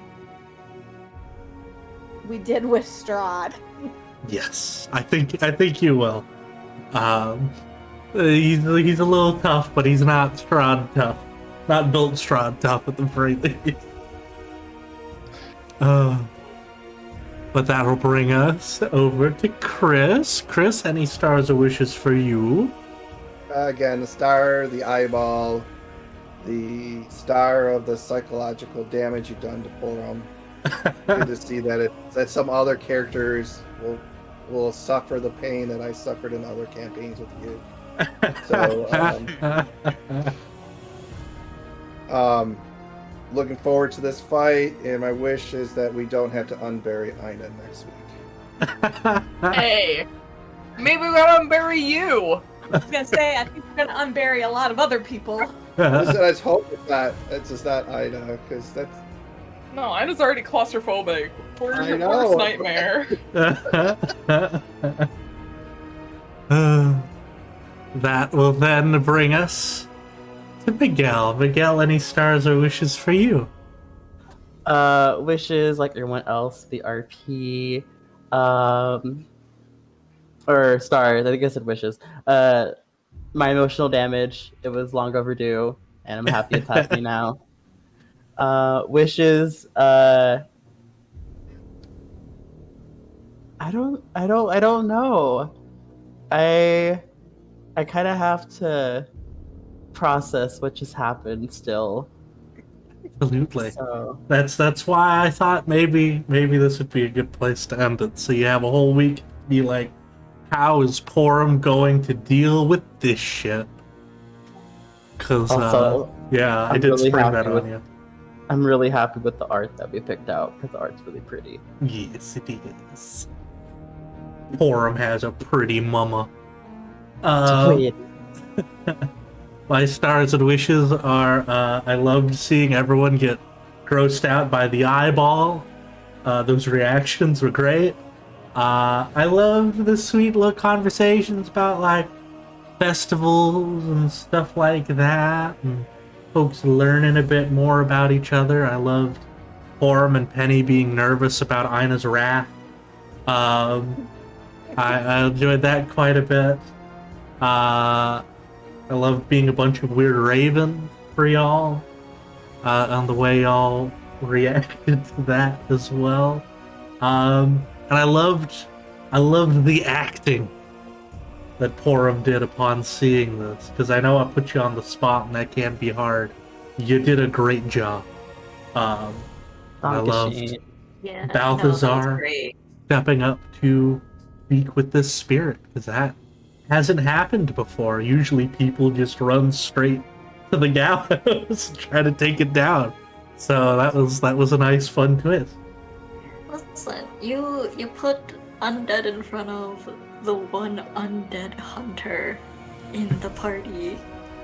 I Who mean, is almost yeah. always going to be like, I either need to speak with this to make sure it can go to rest, or kill it so that I can put it to peace. Absolutely. I had a Oh yes. I don't know how true that form was, but I had a feeling it was false. Yes. But that'll bring us to stars and wishes from our lovely viewers. We've got some from Dane. So Dane says she loved all the RP for the session. It was so great. And she also loved the cliffhanger that is rude but got her hype for next week. Wishes next week. And we also got some from Soda, our new viewer. Thank you so much, Soda. Who has said a star to the RP and descriptions from yours truly, and wishes. Just excited to tune in next week. So, yeah, good stuff.